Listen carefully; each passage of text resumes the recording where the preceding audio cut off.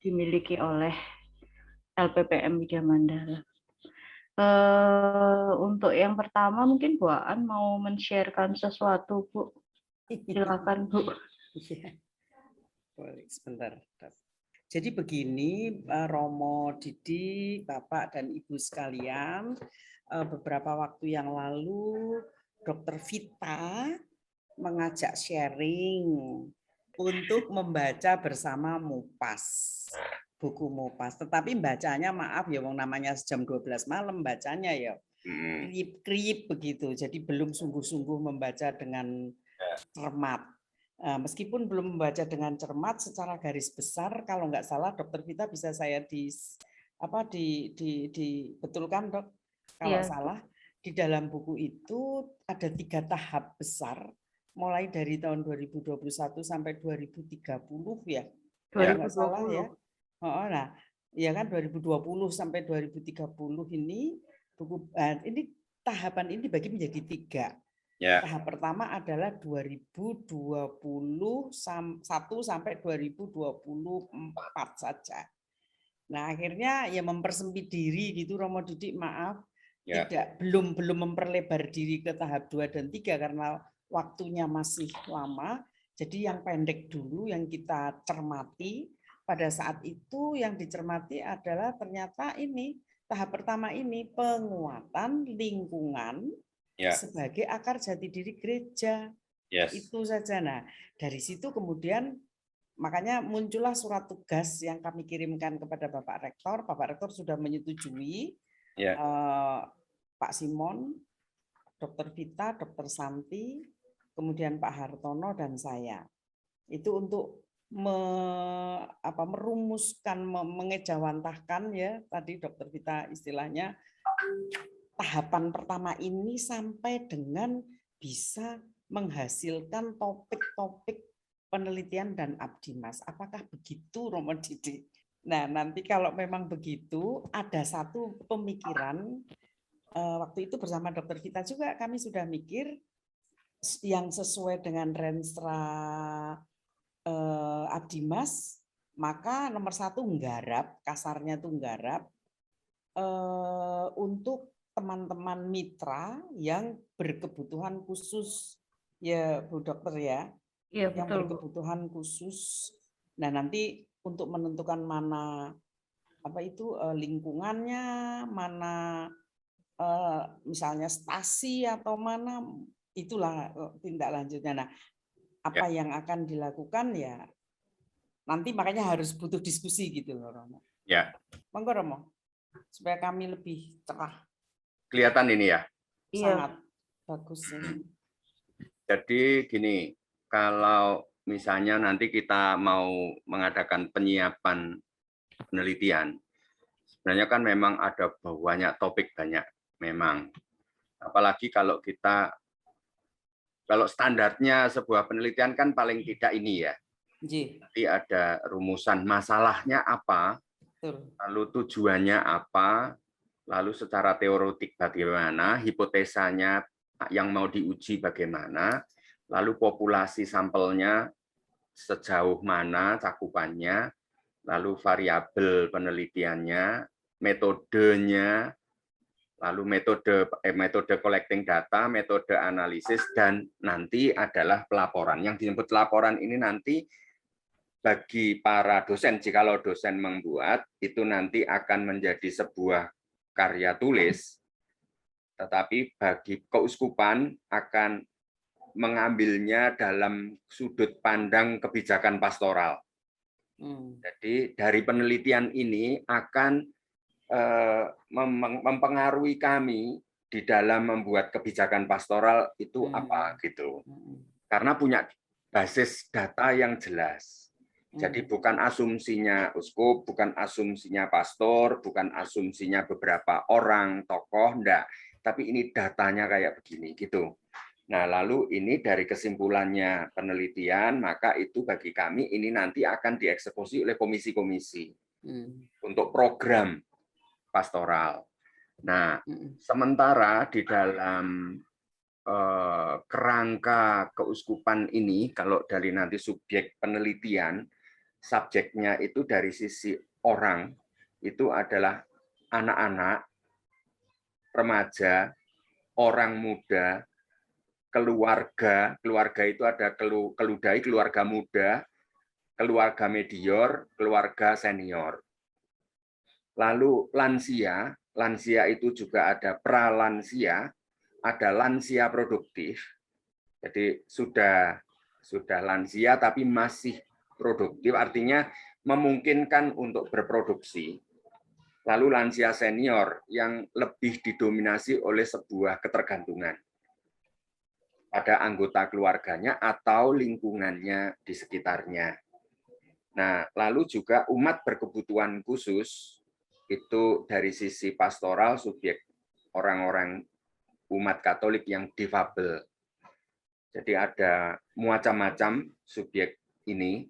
Lalu subjek lain adalah para pengurus pastoral. Jadi fungsionaris lingkungan. Jadi bagaimana mau meneliti misalnya para ketua lingkungan sekeuskupan. Lalu atau meneliti bendahara lingkungan sekeuskupan atau dinamika umat lingkungan sekeuskupan. Itu kira-kira modelnya kayak apa dan sebagainya. Lalu juga pengurus di tingkat paroki, lalu di tingkat kevikepan.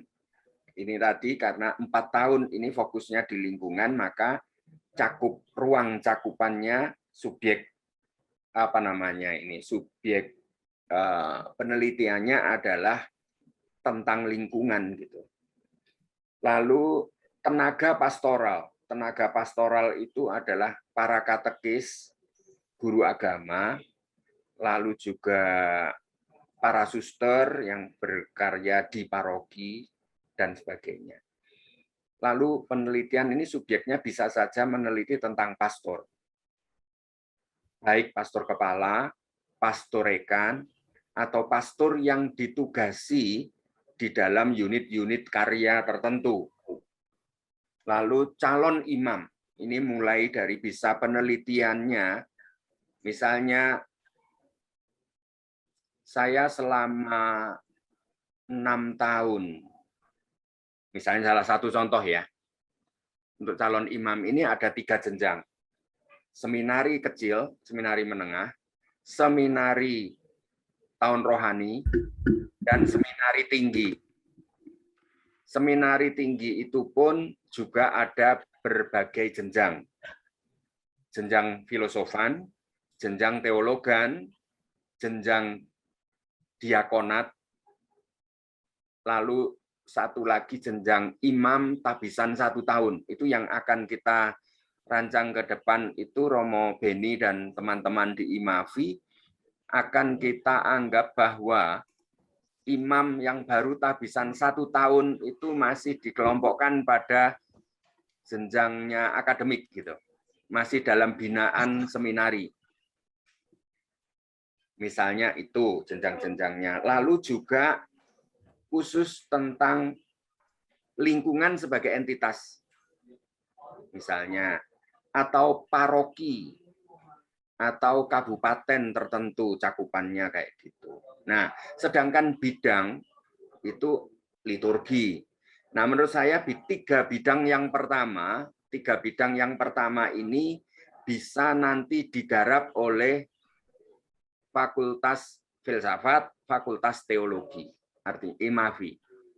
Misalnya sejauh mana pemahaman atau penghayatan liturgi, ekaristi bagi umat di masa pandemi. Bagaimana reaksi atau sikap religiositas umat saat ini di mana di masa pandemi itu sangat dibatasi oleh jejaring digital misalnya.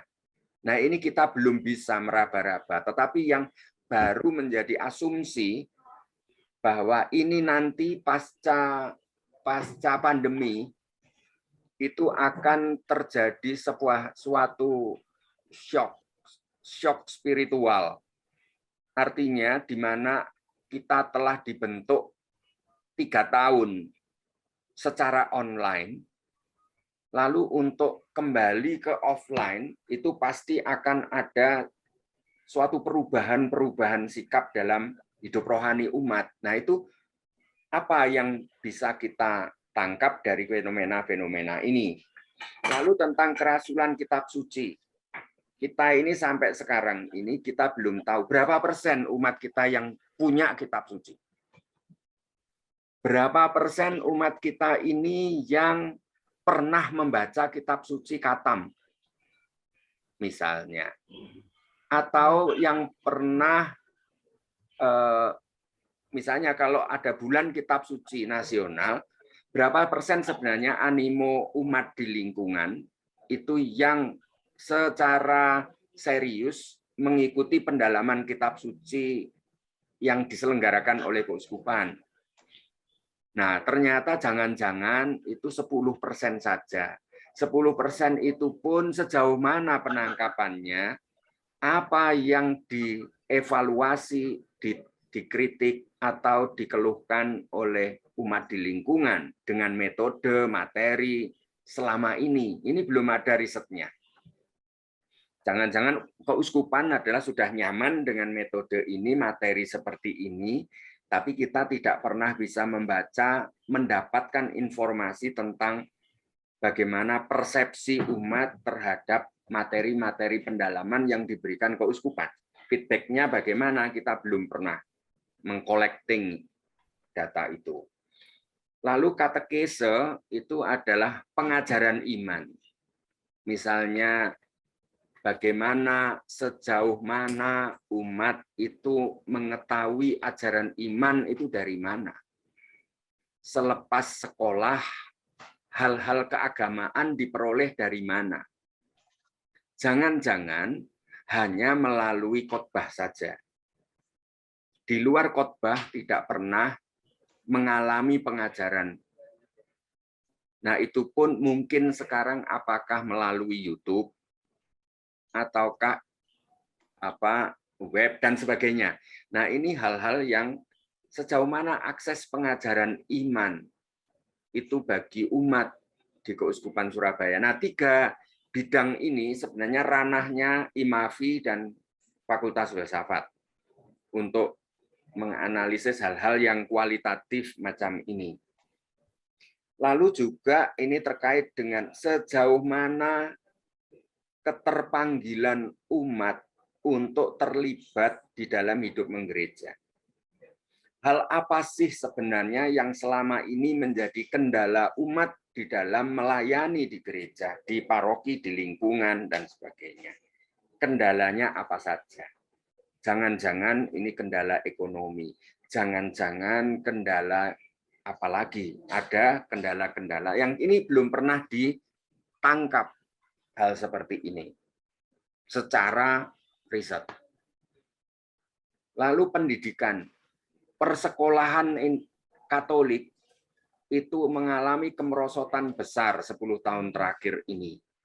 Sebabnya apa? Saya pernah mengadakan analisis data jumlah siswa. Dalam 10 tahun itu penurunannya sekitar 12 sekolah tutup sebenarnya. Artinya ribuan siswa yang grafiknya turun terus dari tahun ke tahun di setiap sekolah. Nah, ini penyebabnya apa? Lalu solusinya apa? Apalagi ini nanti menghadapi 4.0. Apalagi dengan perkembangan dunia digital saat ini.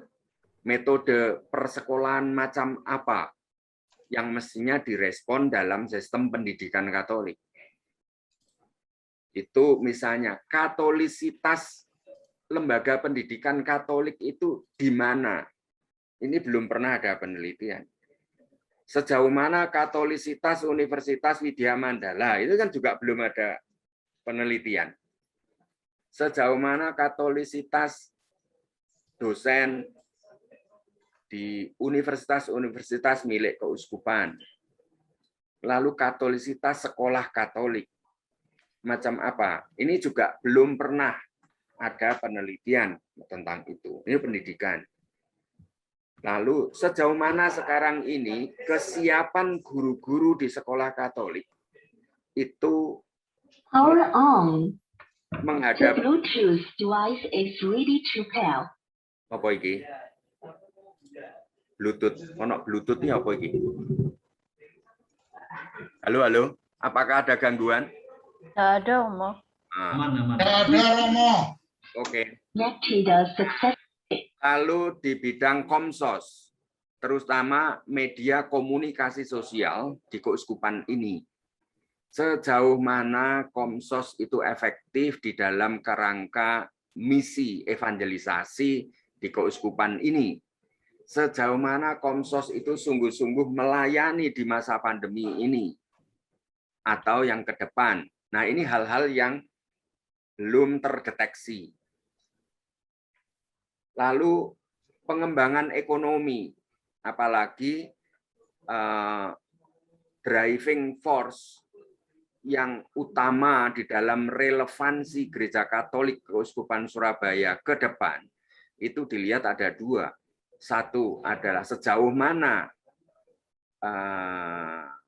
melibatkan, menumbuhkan, meningkatkan aksesibilitas teknologi di dalam karya pastoral.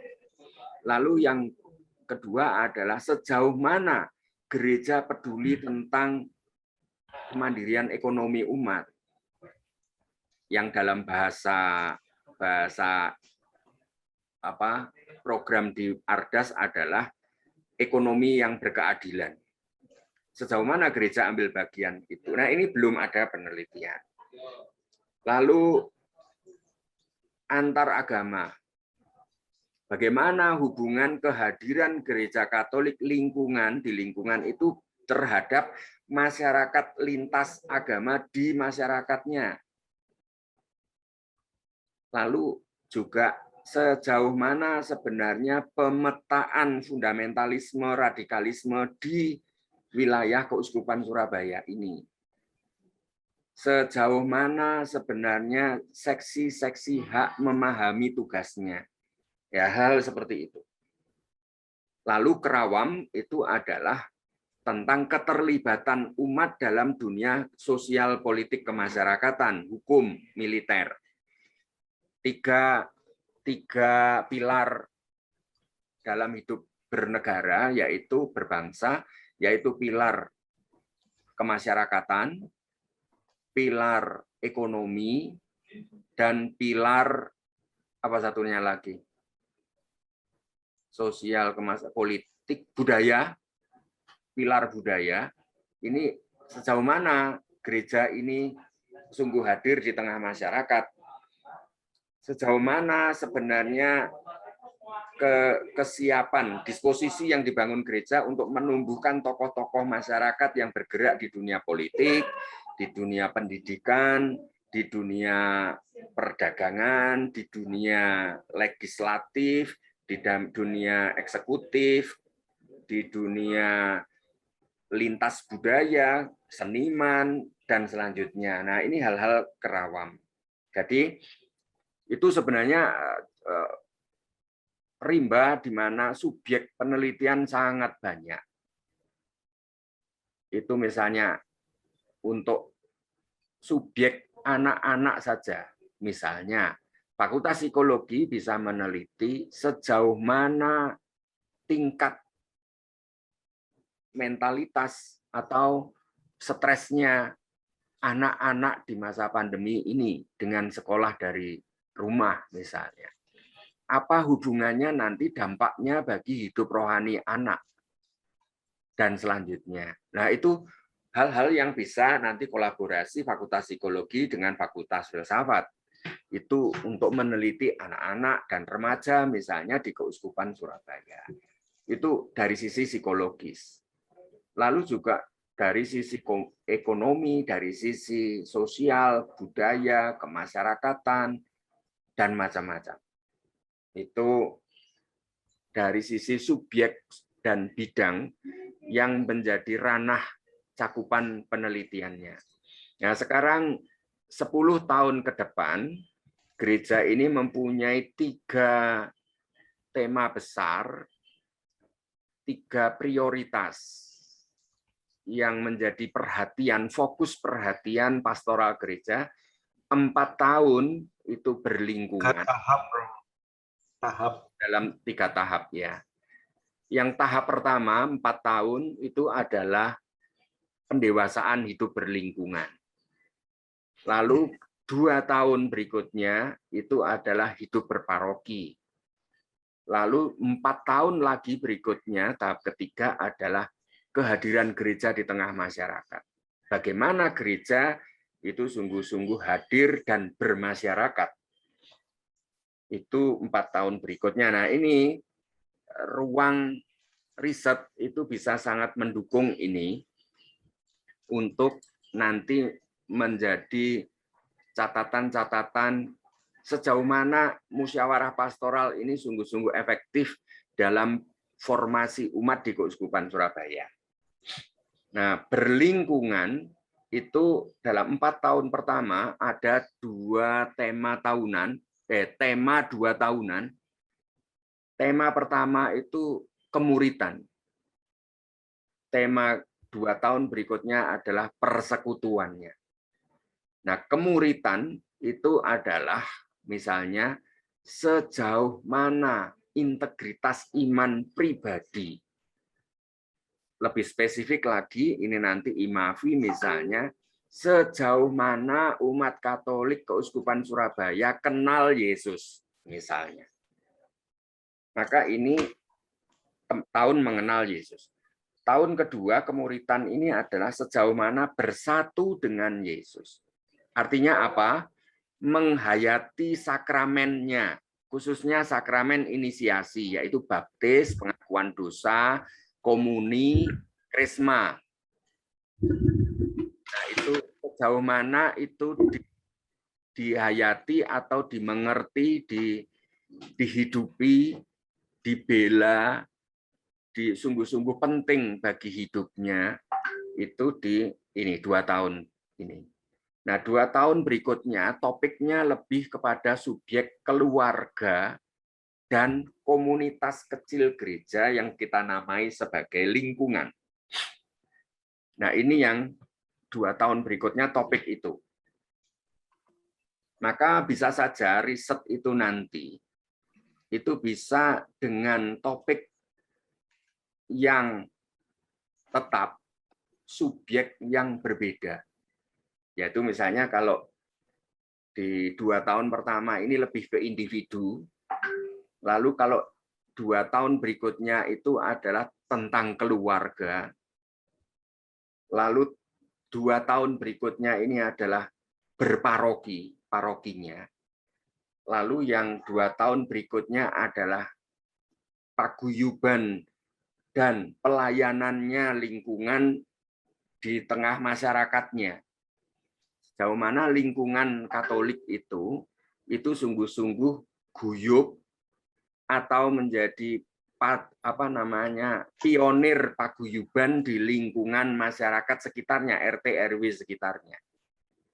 Lalu bagaimana sejauh mana lingkungan umat Katolik ini melayani masyarakatnya. Ini di sini. Lalu 2 tahun berikutnya itu sifat misioner gereja. Karena hakikatnya gereja itu sebenarnya bukan untuk dirinya sendiri, jago kandang sendiri, tapi untuk betul-betul menjadi berkat bagi masyarakat, keluar dari dirinya. Maka sejauh mana ini hal yang sudah lebih ideologis, yaitu membangun persaudaraan sejati di tengah masyarakat, khususnya separuh Jawa Timur ini, dan bagaimana menjadi pionir penghayatan dan pengamalan Pancasila di tengah masyarakat.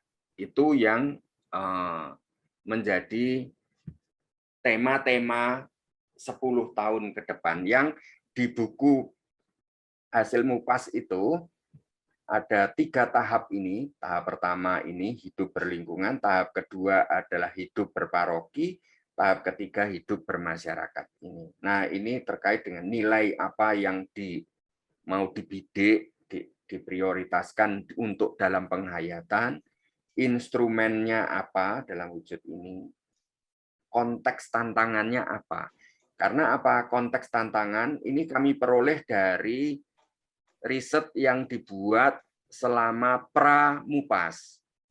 Jadi ada ribuan kuesioner yang lalu ada isu-isu sentral apa yang kami akhirnya susun dalam menjadi konteks tantangan Gereja Keuskupan Surabaya. 1. Tantangannya adalah pengetahuan iman umat rendah.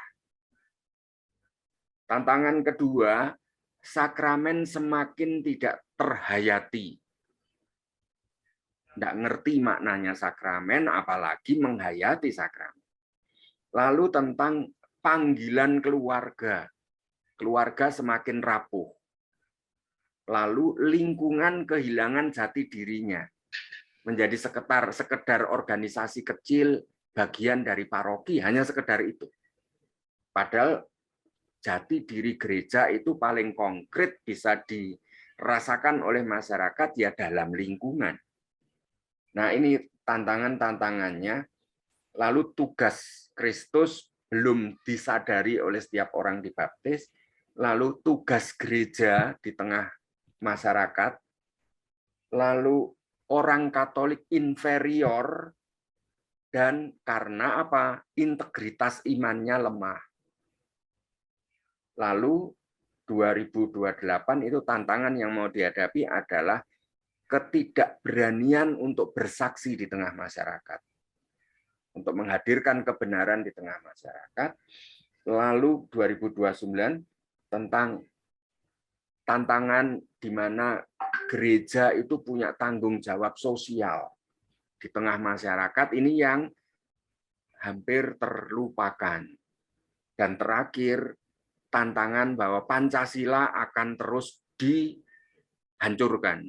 Kalau bisa dihilangkan, diganti dengan ideologi khilafah. Ini harus tantangan yang menjadi tantangan Gereja Katolik. Ini yang 10 tantangan yang dihadapi dalam 10 tahun mendatang. Nah, kira-kira konteksnya, rencana strategi gereja selama 10 tahun, itu matriksnya semacam ini. Ya, itu maka diwujudkan tema tahunan seperti ini. Dari 21 sampai 2030. Begitu kira-kira Bu Aan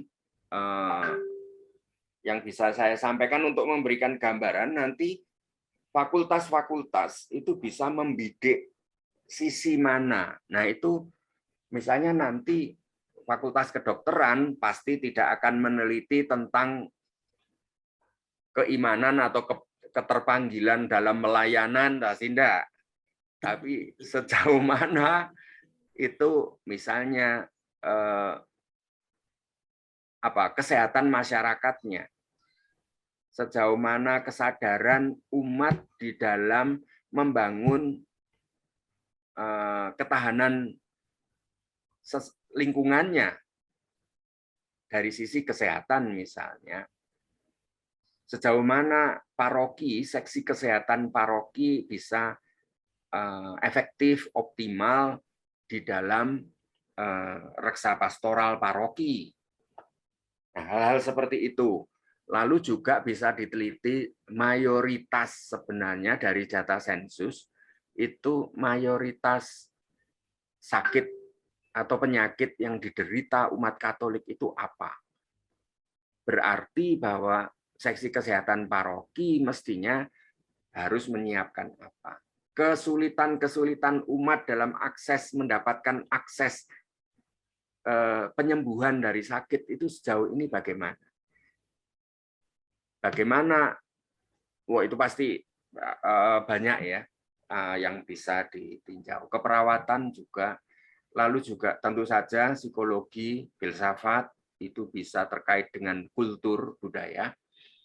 Baru-baru ini di dalam rapat kuria keuskupan itu pembagian kevikepan itu adalah berdasarkan kultur sejarah kulturalnya.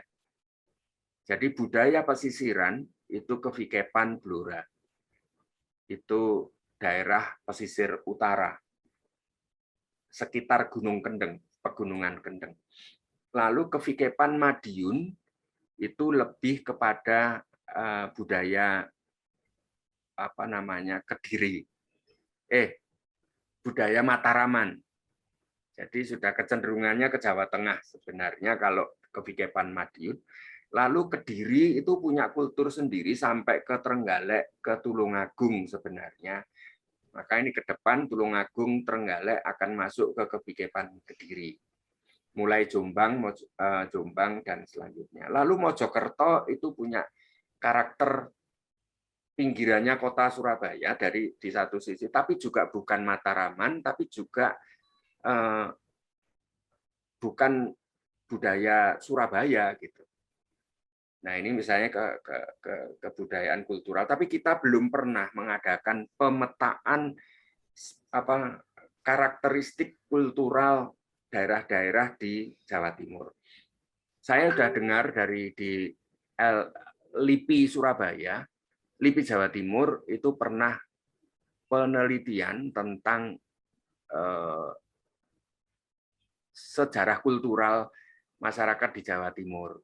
Nah ini mungkin kita nanti bisa Fakultas Filsafat itu bisa kerjasama dengan LIPI, karena salah satu profesornya di LIPI itu umat Katolik. Lalu kepala Balitbang Jatim itu GKJW. Itu sebenarnya sangat membuka akses dengan universitas. Selama ini hanya dengan UNER. Ada 1-2 penelitian dengan Petra. Sebanyakan dengan UNER. Ya, mungkin itu yang nanti bisa diakses oleh Widya Mandala. Ya, kira-kira begitulah gambaran umum yang mungkin bisa menjadi brainstorming untuk lalu segmentasi dan penempatan sejauh mana mau dibuat prioritas riset macam apa yang harapannya sungguh berkontribusi terhadap tahap-tahap dalam mengimplementasikan arah dasar keuskupan. Begitu Bu Anteng kita. Romo. Nah ini Pak Hartono di sini ada Romo, jadi Pak Hartono juga. Moga Pak Hartono kalau mau berkomentar Pak Hartono. Ya Bu, dari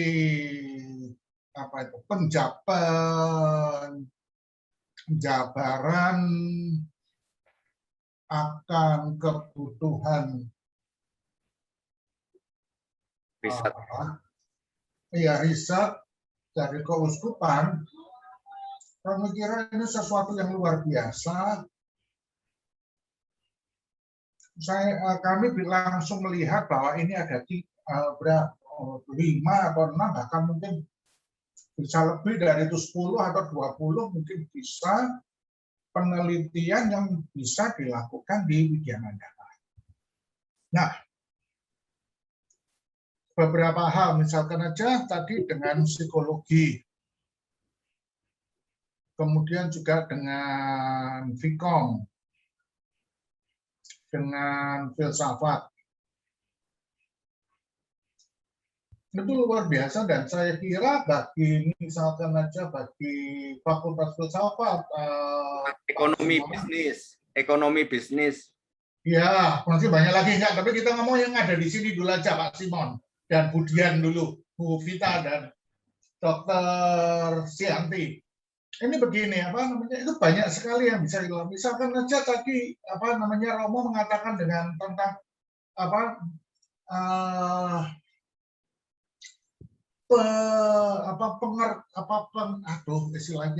penghayatan tentang sakramen, itu bisa sangat bisa dikerjakan di WM ini, saya kira itu baik oleh dengan psikologi dan juga dengan filsafat. Pak Simon mungkin bisa ngajak teman-teman, kita masih bisa menggunakan dana-dana yang juga sudah disiapkan oleh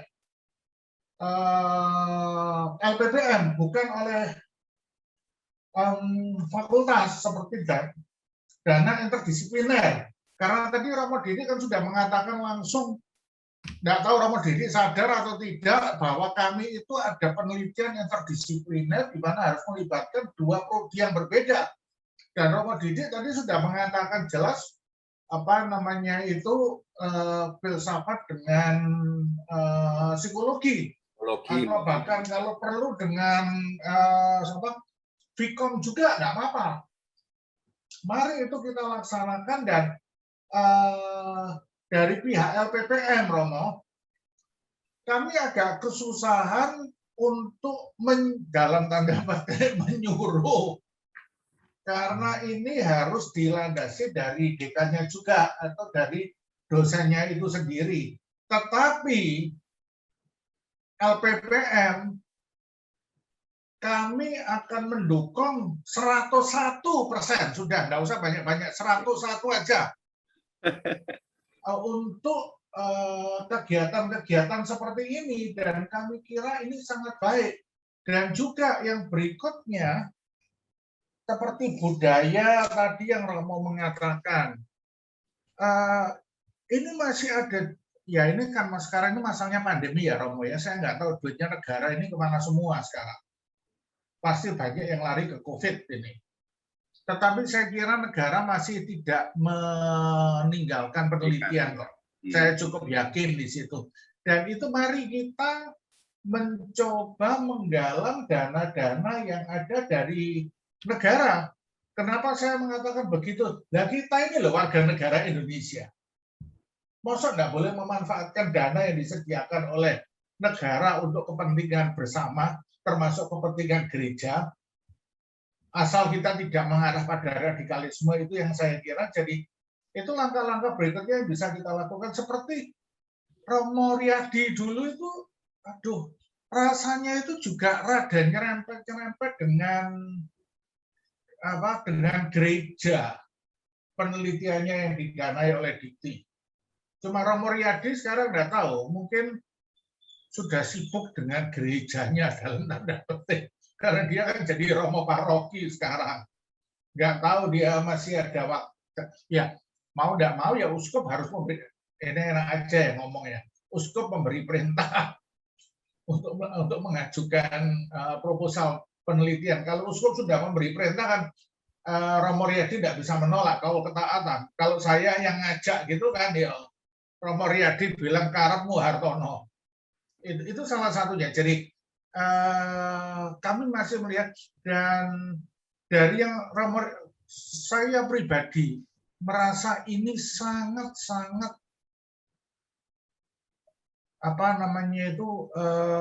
berguna bagi kita, dalam artian bagi WM dan juga bagi keuskupan kita bisa melakukan ini bersama. Nanti juga halnya dengan Ibu Dr. Vita dan Ibu Dr. Sianti ini melakukan penelitian dari pihak dari kedokteran atau apapun juga. Dan bahkan ini Bu Aan masih ada juga dana ini ya Bu ya, dana Dimas lintas prodi. Ya. Tapi kalau itu kan nanti arahnya lebih arah pada CSR ya Romo ya, jadi corporate social responsibility, bukan sebagai penelitian yang bisa kita lakukan. Dan ini kita bisa lakukan di komunitas-komunitas itu Romo. Ini saya kira sangat bagus. Ini kalau kami sebagai LPPM, kami senang sekali karena ini ada banyak kemungkinan. Dan juga pada saat sekarang ini Pak Simon, kan LPPM sedang membuka ini call for proposal. Mungkin sebagian dari anak buahnya Pak Simon, saya maaf ya saya bilang anak buah ya Pak Simon ya, bisa mungkin ditugaskan untuk melakukan hal-hal ini, sambil nanti coba kita bicara dengan psikologi. Pak Simon aja mungkin ya lebih dekat dengan Bu Agnes ya. ngajak bicara Bu Agnes dan Bu Sopo ini Vicom Yuni. itu. Oh, Sopo itu Bu Bu Gita. Gita. Atau bahkan Pak Nanang. Oh, tapi Pak Nanang sendiri sudah sibuk banget ngurusi universitas itu kelihatannya. Iya. Cuma masalahnya kalau dengan penelitian dikti, Pak Nanang itu yang mempunyai jabatan satu-satunya di Vicom. Nah, itu beberapa Romo, kalau kami dari sini, waduh, ini luar biasa sekali. Bu Aan mungkin nanti juga bisa bantu, Bu, yang Abdimas, yang kalau Abdimas semua kan bisa, Bu. Jadi apa namanya yang tadi disampaikan Romo Didi ini untuk kegiatan kita bersama untuk dikti nanti. Itu yang saya kira kami dengan suka hati dan membuka tangan lebar-lebar Romo. Nanti ada kegiatan kalau perlu ada kontak personnya mungkin dengan Romo Didi sendiri atau siapa sehingga dosennya bisa lebih mengerti itunya Romo itu pokok permasalahannya gitu Romo. Ya. Dengan suka hati Romo. Sementara itu yang bisa saya sampaikan dulu Romo. Ya. Kalau seandainya saya nanggapi ini ya. Iya Romo. Sebagai peluang, apakah sudah kelihatan? Iya. Peluang topik penelitian Widya Mandala dengan Keuskupan Surabaya itu misalnya lalu kita tabulasi aja Fakultas Filsafat misalnya itu nanti untuk judul penelitian apa tentu saja ini tim kita ini adalah menyusun mentabulasi judul-judul yang potensial untuk dibuat penelitian itu yang kita oleh tim ini dirancang. Lalu itu berarti nanti bermitra dengan siapa? Gitu. Nah, terkait dengan mitra, lalu subjek sasaran penelitian ini apa? Lalu covering populasinya itu sejauh mana dan kapan waktu untuk collecting data, waktu pengolahan data, waktu untuk hasilnya itu kira-kira kapan. Nah, itu tinggal kita bisa ngatur supaya ini bisa bersamaan dengan penelitiannya fakultas ini di bidang ini kayak gitu misalnya. Ya, Romo. Jadi ada unsur-unsur lain yang bisa dikerjakan bersama seperti Pak Nanang misalnya ya. Pak Nanang itu tim kami di Komisi Lansia. Jadi dia itu Romo Didi, Nun Sewu, Romo Didi, Pak Nanangnya banyak. Pak Nanang yang dimaksud Pak Hartono tadi pasti bukan. Ini kan Pak Nanang PDI ya, Romo Didi ya? Filipus Nanang. Anjir, lain Ya, yang ya. Pak Hartono Filipus maksud Nanang Pak itu Nanang kan bukan. PDI. Ya. Oh, PDI, partai. Saya tahu Pak Romo Didi. Pusat Data dan Informasi. Oh, pusat itu orang vokasi. Pak Nanang yang maksud Pak Filipus itu vokasi, Romo. Yang saya bilang Pak Nanang itu Pak Nanang dari Vicom. Oh, Pak Nanangnya Vicom. Pak Nanang Resinanto. Ya. Jadi, saya kalau boleh menambahkan ini Romo Didi. Ya. Mungkin ini kita langsung aja Pak Simon, kita ajak siapa menurut Pak Simon dan juga nanti mungkin bicara dengan Bu Agnes ya Pak Simon. Kira-kira orangnya siapa yang bisa diajak? Langsung aja karena ini siapa, mengapa, di mana dan kapan ini yang paling tahu kan Romo Didi dan kawan-kawan. Kemudian caranya bagaimana yang paling tahu kan mungkin para penelitinya itu sendiri. Jadi langsung aja Romo biar nggak terlalu kita kita tangkap saja ininya. Pak Hartono. Ya, Bu. Hartono. Maaf saya potong. Maksudnya Romo Didi itu mungkin kita di sini itu bisa berfokus kira-kira judul apa, maksudnya gini. Topik lah. Yang tadi topik ya, itu. Tadi kan Romo Didi memaparkan kan banyak sekali. Nah kemarin saya dengan Bu Aan itu sempat berdiskusi bagaimana kalau kita fokus dulu ke 3 hal. yang tertulis di Word yang dikirim sama Bu Aan itu. Jadi keterampilan hidup bersosial, penguasaan teknologi, penguatan ekonomi, dan kesehatan. Nah, kalau refleksi nilai ini mungkin bisa. Kenapa kok difokuskan begitu?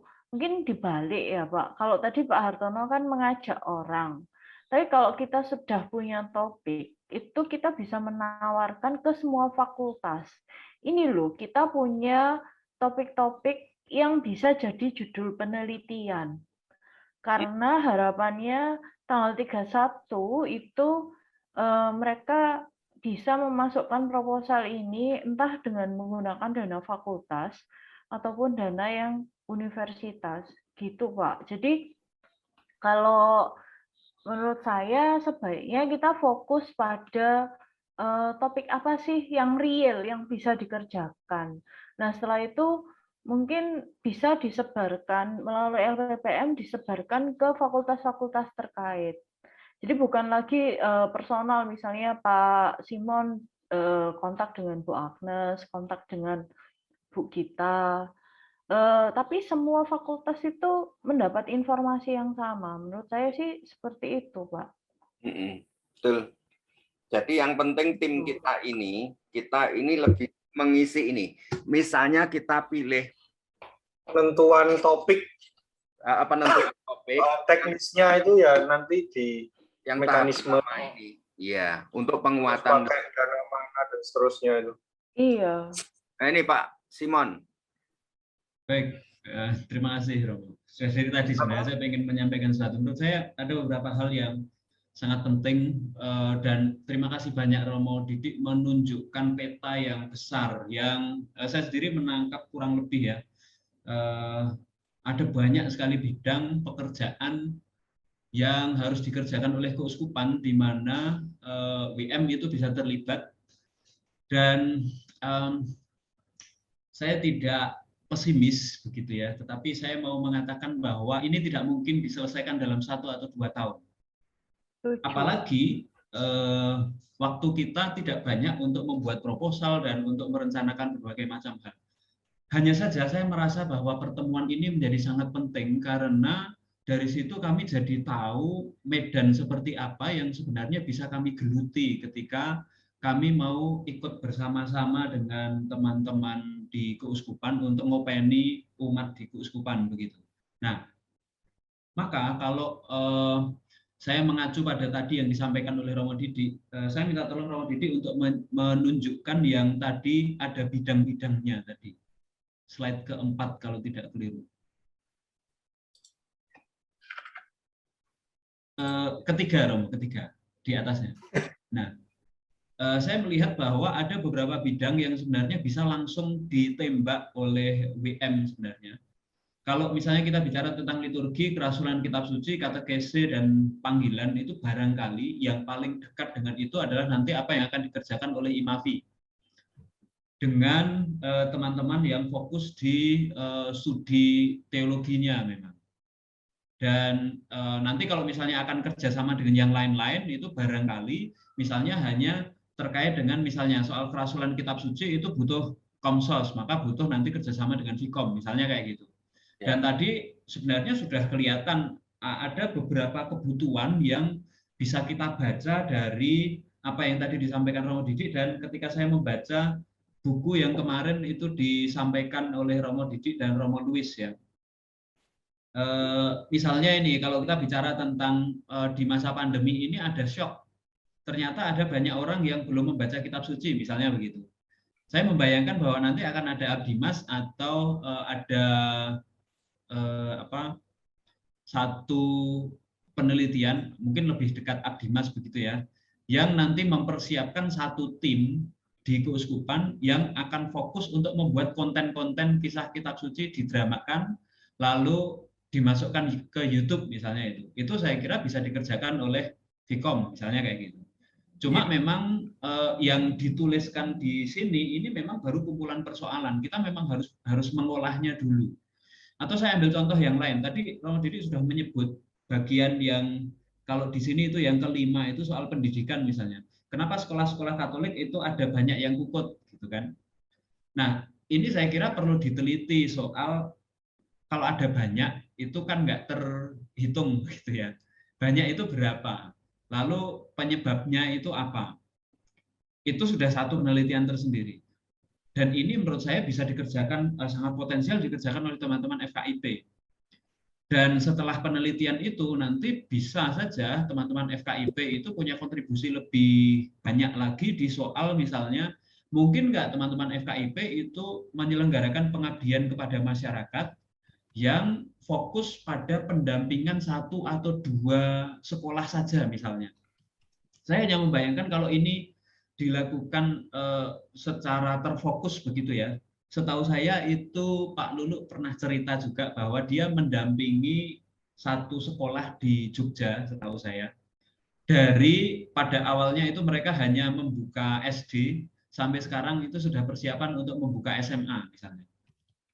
Jadi mulai dari analisis tentang yang terkait dengan penelitian itu lalu jadi satu pengabdian tersendiri. Saya membayangkan kontribusi FKIP pada bidang pendidikan di keuskupan sekurang-kurangnya dari data, analisis, dan ide-ide itu nanti bisa jadi sangat besar. Kemudian yang kedua yang terkait dengan Komsos misalnya, saya kira memang harus dianalisis dulu kebutuhan teman-teman dari Komsos itu apa, kekuatannya itu apa, lalu persoalan spesifiknya apa. Misalnya kalau tadi yang jadi persoalan itu adalah kita kurang konten-konten atau keuskupan itu belum punya satu studio misalnya yang khusus garap konten-konten berciri rohani untuk sosialisasi BKSN atau sosialisasi apa misalnya begitu. Itu Vkom bisa bekerja di situ. Lalu yang juga tadi menarik adalah soal ini. Kalau kita bicara tentang pandemi, isunya tentang kesehatan begitu ya. Saya kira ada banyak penelitian yang mungkin dilakukan dengan basis data yang sebenarnya sudah dibangun di tahun pertama. Karena saya kira untuk MUPAS ini kan kita sudah masuk tahun pertama ya Romo ya, untuk penguatan lingkungan, untuk penguatan paroki misalnya, dan sangat beruntung karena keuskupan itu ciri komandonya itu sangat kuat. Saya membayangkan bahwa fakultas-fakultas kesehatan, farmasi, keperawatan, lalu kedokteran itu bisa melakukan penelitian soal pengumpulan data orang-orang Katolik yang pernah kena COVID misalnya kayak gitu. Kemudian juga pengetahuan mereka tentang wabah pandemi ini seperti apa. Kemudian ada nggak misalnya ini, ada nggak orang-orang Katolik yang tidak mau vaksin misalnya kayak gitu. Jangan-jangan ada gitu kan.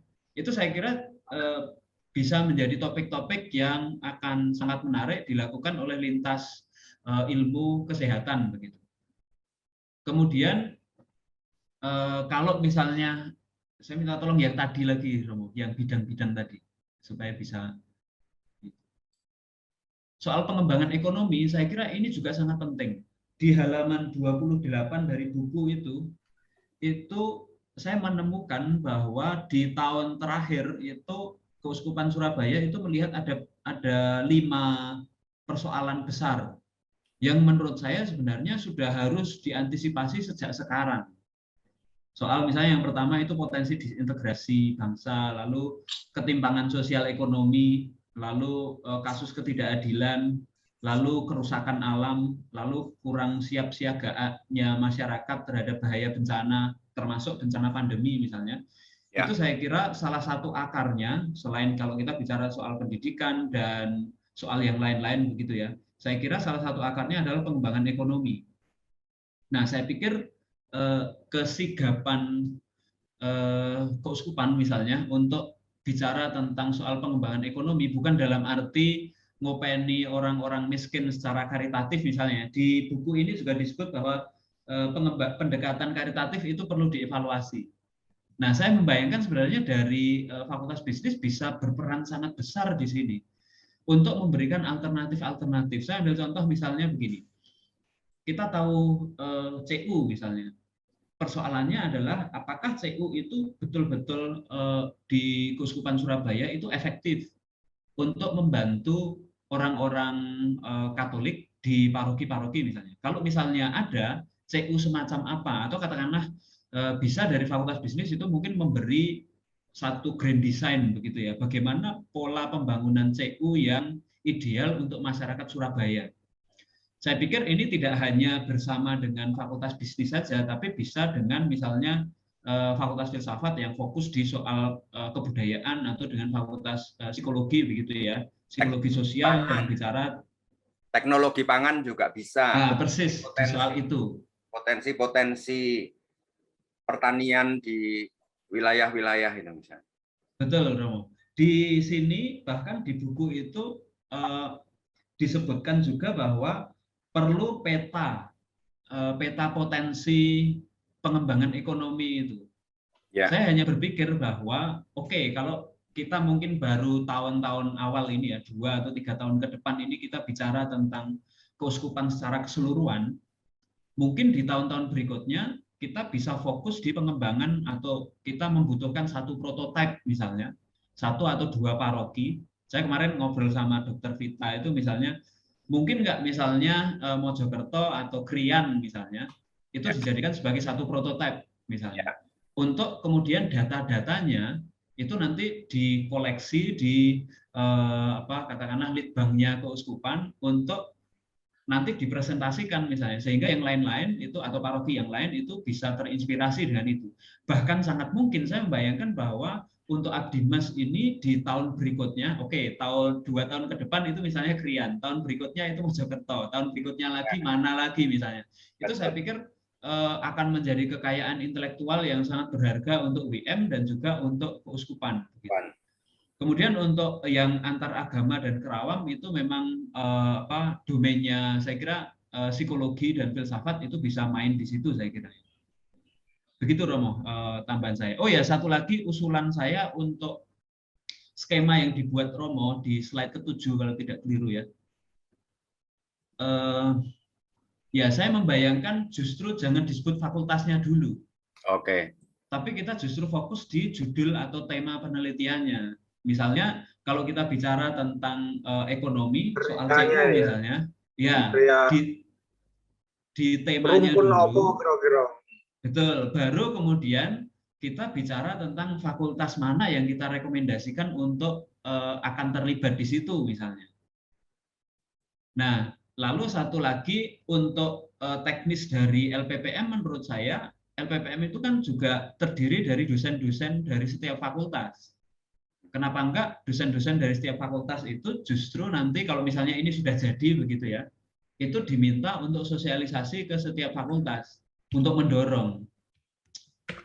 Nah, setelah ada dorongan itu, baru kami yang dari dekanat itu katakanlah sudah diberi tembusan juga oleh LPPM untuk nanti tolong kerjasama dengan ini, kerjasama dengan ini, kerjasama dengan ini. Saya membayangkan seperti itu. Tapi basisnya tetap di judul penelitian, bukan basisnya nanti di fakultas-fakultas, karena nanti bisa jadi sangat queer ini, bisa kemana-mana, tergantung judul penelitiannya itu apa. Terima kasih. Terima kasih. Boleh menanggapi Pak Romo Didik dan Pak Simon dan juga Dr. Vita. Kalau yang ada di benak saya sementara ini kan ini masih langkah pertama ya, betul ya Romo Didik ya, kita baru. Jadi pemikiran saya begini, kalau ini langkah pertama dan pertama kali kita lakukan, ayo kita kasih contoh dulu. Makanya tadi maaf Dr. Vita, mungkin approach saya itu lebih mengarah pada top down. Ya, jadi ayo kita coba. Tadi saya suka sekali dengan kalau saya pribadi suka sekali dengan pemikirannya Dr. Vita. Ini ada, kita jangan ambil semua, kita ambil 2, 3 atau berapa topik. Ayo kita kerjakan. Kemudian kita kerjakan rame-rame dalam artian ini antara WM dan keuskupan. Kemudian ya mau tidak mau ya maaf mungkin agak preferential treatment, agak pilih-pilih. Kita cari beberapa orang yang kira-kira bersedia gitu. Kalau saya itu pemikiran saya kita jalankan dan kita harus pastikan bahwa ini 3 atau 4 atau berapa topik ini berjalan dengan baik.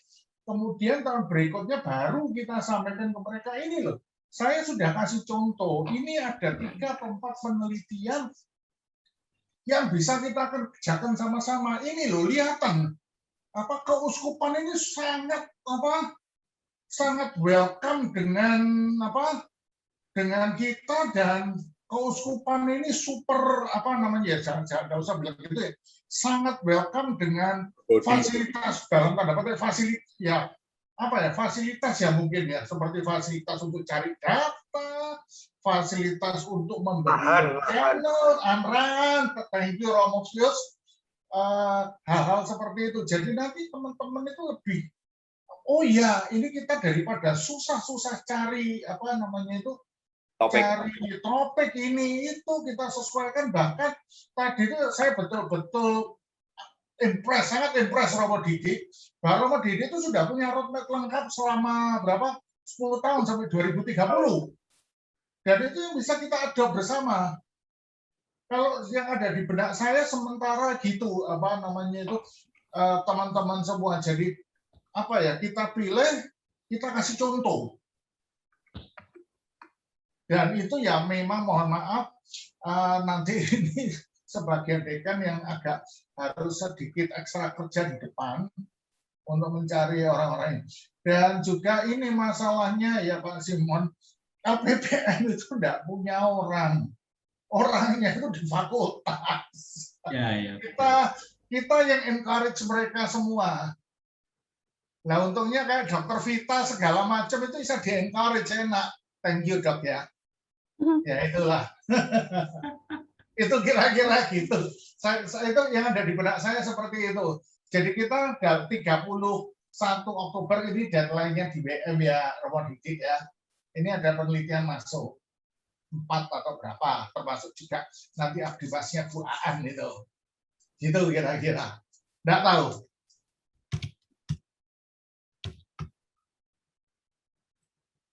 Itu Romo Didi dan Dr. Vita dan Pak Simon. Sip. Belum Oktober ya? Kenapa Romo? 31. Deadline ini 31 Agustus proposal sudah harus masuk di WM Romo. Nggak lama ini waktunya.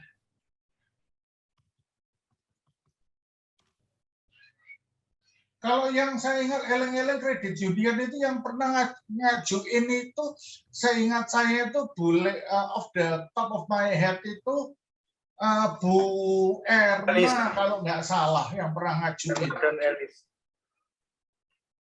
Sebentar saya cari dulu dia mumpung saya buka si pena Mas. Ya, Romo, ya. Bapak dan Ibu, bagus sekali apa yang disampaikan Romo Didi.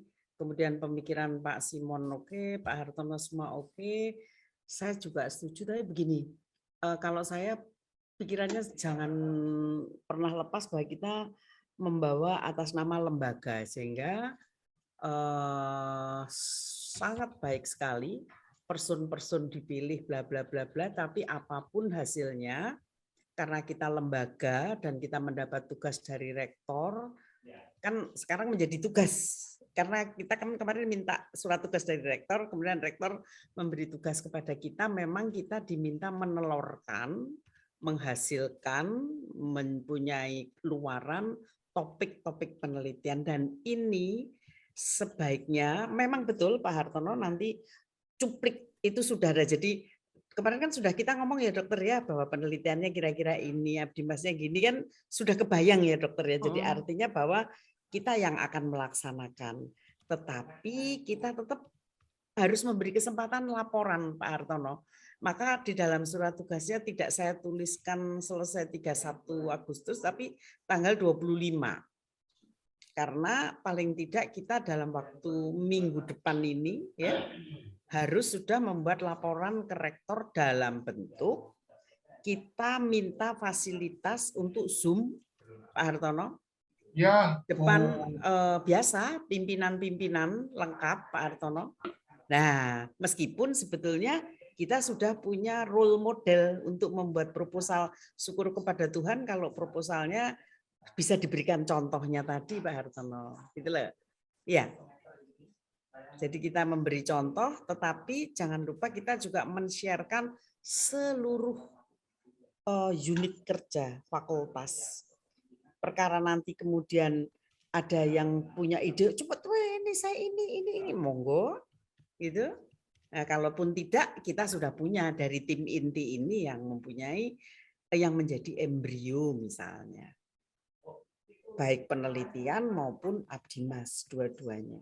Kalau saya kok pemikirannya begitu, jadi betul, tetapi kita harus tetap laporan kepada rektor dalam bentuk yaitu kita Zoom langsung di depan para pimpinan unit kerja karena kita lembaga. Maksudnya dekan kan Bu Aan ya. Yes, kayak biasa itu loh Pak Tono. Tapi ini harus cepat banget ini Bu Aan. Ini udah tanggal berapa nih? 12 Memang. 13 kurang 17 hari lagi, kurang 2 minggu. Iya, Kalau kita bisa, punya waktu seminggu. memang. Kalau bisa dalam minggu ini selesai. Minggu ini ya dokter ya, waktu itu dirancang ya dokter. Nah, Ya oke, ini presentasi. Nah, makanya kan tadi saya saya konfirmasi ke Bu Anteng dulu. Yang dipresentasikan itu topik. Bagian mananya? Topiknya, sudah topik tertentu. ambil topik kecilnya apa, kita mau fokus yang mana dari slide nomor 3-nya Romo Didik tadi. Oke. Dari slide nomor 3 tadi, kita ambil sarinya yang bisa kita laksanakan yang mana. Sebab tidak mungkin semuanya sekaligus. Kita fokus saja, ambil penelitian 1, abdimas 1, tetapi yang nyes berguna begitu. Dari slide nomor 3 tadi. Ya, saya usul 1. Terima kasih Bu Anteng mengingatkan soal mekanisme kelembagaan yang memang tetap harus kita lakukan dalam langkah-langkah tertentu itu. Itu yang pertama. Lalu yang kedua, saya menawarkan salah satu cara pandang atau mungkin bisa dibuat topik juga oke. Yang mungkin 3 sampai 4 bulan terakhir itu muter-muter di kepala saya dan saya coba lakukan itu kecil-kecil di Roh Kudus. Tapi itu bisa diteruskan. Nah, ini irisan keterkaitannya cara pandang atau topik tertentu ini lebih besar pada saya kira Imafi dan filsafat. Mungkin Vkom juga bisa sih. Jadi begini, Modik, saya bisa share screen ya. Nah, di stop dulu. Silakan di stop.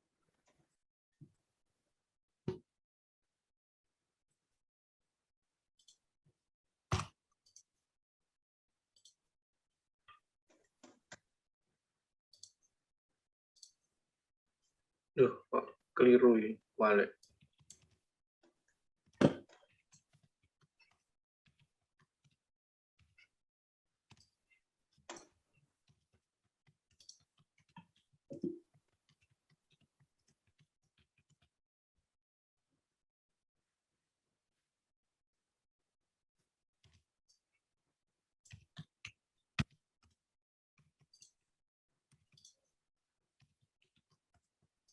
Sudah ada ya? Oke. Dan jalan Romo. Kok putih kok? Belum. Nah, ini. Jadi beberapa waktu yang lalu setelah saya membuat aktivitas, katakanlah begitu ya, program secara online, saya mau mengukur tentang kesadaran dan penghayatan orang beriman. Maka saya perlu minta tolong sesuatu untuk meneropong itu. Sehingga saya gunakan buku yang cukup lama sebenarnya, dari Richard Rice itu. Soal bagaimana orang itu menghayati dan menerima imannya. Ini kaitannya dengan pandemi. Jadi 3 tahap itu, believing, behaving, dan belonging. Itu bisa naik dan turun. Rata-rata kita semua dimulai dari believing. Jadi warisan. Kita ini didefinisikan oleh institusi menjadi Katolik karena dibaptis, karena orang tua dan seterusnya. Lalu berkembang menjadi penghayatan dan lalu itu menjadi wujud dari bahwa iman itu milik kita. Nah, persoalannya ada di sini. saya mencoba membuktikan ini. Saya menyebutnya bukan offline tapi on-site. On-site itu artinya misa, lalu pertemuan lingkungan. Jadi hadir di waktu tertentu saat yang sama bersama-sama. Contoh paling gampang itu adalah Ekaristi hari Minggu. Orang harus datang, orang harus ambil bagian di situ, nyanyi, berdiri saat yang sama, berlutut, mendengarkan gong, dan mendengarkan homili, dan seterusnya. Yang tradisional itu. Bukan offline, tapi on-site. Jadi dalam waktu yang sama, tempat tertentu, dalam kebersamaan yang sama, tempat tertentu, bareng-bareng. Nah, lawannya adalah online. Saya tidak hadir, tetapi di tempat yang berbeda, seperti kita ini, lalu saatnya yang sama, halnya juga sama. Nah, dari 3 hal yang ada di sini, spiritualitas, ajaran agama, rasa berkomunitas itu, saya mulai sedikit membuktikan meskipun itu hipotesa tipis-tipis ya. Ternyata melalui online itu 3 hal ini bisa disampaikan atau bisa terbukti, terbentuk. Buktinya apa? Saya punya refleksi, saya punya catatan, saya punya journaling yang semua mengungkapkan pengalaman-pengalaman baik ketika online itu disiapkan dan dengan tahapan-tahapan tertentu sebagai sebuah cara pembinaan iman. Sementara di sebelah sini ini, yang on-site, itu diandaikan orang dengan sendirinya semakin beriman. Maka menyisakan pertanyaan, apakah kemudian iman itu dalam masa pandemi ini, kita masih tetap bisa menyimpulkan sungguh berangkat dari warisan doktrin atau agama, atau dogma. Atau yang kedua, iman itu merupakan buah dari keterlibatan secara langsung dalam sebuah proses bersama yang dirancang, dipersiapkan secara online. Nah, itu tekanannya ada di mana? Lalu yang ketiga, balik lagi, iman itu berangkat dari pembiasaan sejak kecil, lalu modeling, dan seterusnya. Lama-lama itu begitu. Nah, saya itu sebenarnya iseng-iseng waktu itu mencoba melihat ini. Nah, menurut saya ada satu topik dalam masa pandemi ini yang nanti kalau kita tanya, apakah setelah pandemi Anda akan tetap datang ke gereja? Itu kaitannya ada di situ. Nggak perlu, Romo, selama ini online juga baik-baik saja. Atau jangan-jangan ya nggak perlu on-site, cukup online aja misalnya begitu. Nah, ini soal, iya. Jadi kalau kita misa terlambat itu bagi saya itu off-site. Jadi tidak secara utuh itu. Lalu setengah-setengah itu juga off-site. Jadi itu menegasi, maka ya kamu tidak dapat spiritualitas, tidak dapat ajaran agama, tidak dapat persekutuannya. Nah, saya membayangkan ini menjadi salah satu topik untuk meneropong masa pandemi kita ini. Nah, ini yang menurut saya ada irisan kebutuhannya itu di area imafi dan filsafat, saya kira. Jadi misalnya dengan hermeneutik sedikit-sedikit begitu, melihat fenomena cara orang melibatkan diri pada masa online ini dan yang lainnya. Nah, itu tawaran. Psikologi mungkin akan sangat tertarik. Psikologi sangat berpengaruh juga. Jadi saya menawarkan sebuah topik yang sementara ini ya saya nggarap kecil-kecil begitu, saya buktikan sendiri, tak pikir-pikir dewe, diskusi dengan teman-teman muda begitu dan beberapa pengurus gereja waktu itu. Mungkin ya 4 bulan lalu. Itu salah satu usulan topik atau paling tidak mendekati, kalau itu dirumuskan dalam sebuah proposal penelitian itu saya kira sudah wis cetha lah. 3-4 hari itu kalau buat proposal itu bisa itu saya kira. Begitu Bapak Ibu dan teman-teman.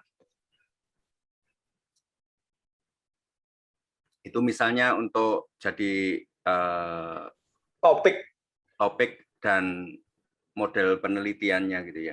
Saya sudah memberitahu ke Bu Yuni juga tentang buku-buku untuk landasan teoretik. Misalnya untuk penelitian itu ada tulisannya James Fowler, itu tahap-tahap perkembangan iman. Lalu Kohlberg, tahap perkembangan moral.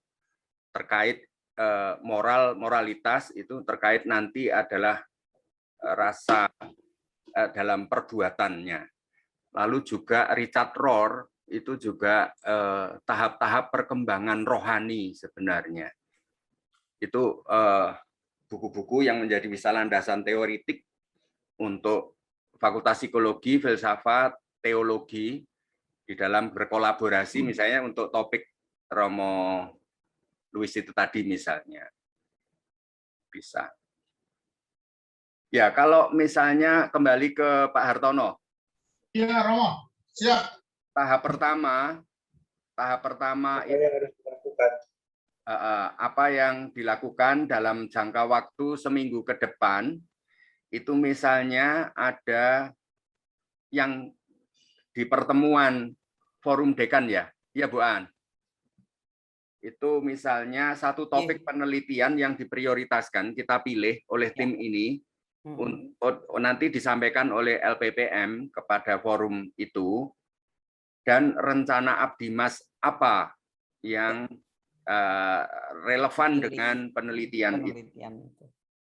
Lalu yang jangka panjang, jadi bukan kita siapkan, tim ini kita menyiapkan daftar aneka judul, daftar aneka topik penelitian yang nanti dalam pertemuan forum dekan berikutnya. Karena Januari masih boleh kok Romo. Jadi Agustus dan nanti ada tahap Januari begitu Pak Romo. Oke. Pak Hartono ya. Misalnya. Bu Aan itu luar biasa. Misal aku wedi suwe-suwe. Bu Aan ini kalau mau coba pikiranku tok Oh jelas. Itu namanya menyatu saudara-saudara. Itu Fakultas Parapsikologi itu. Wedi aku.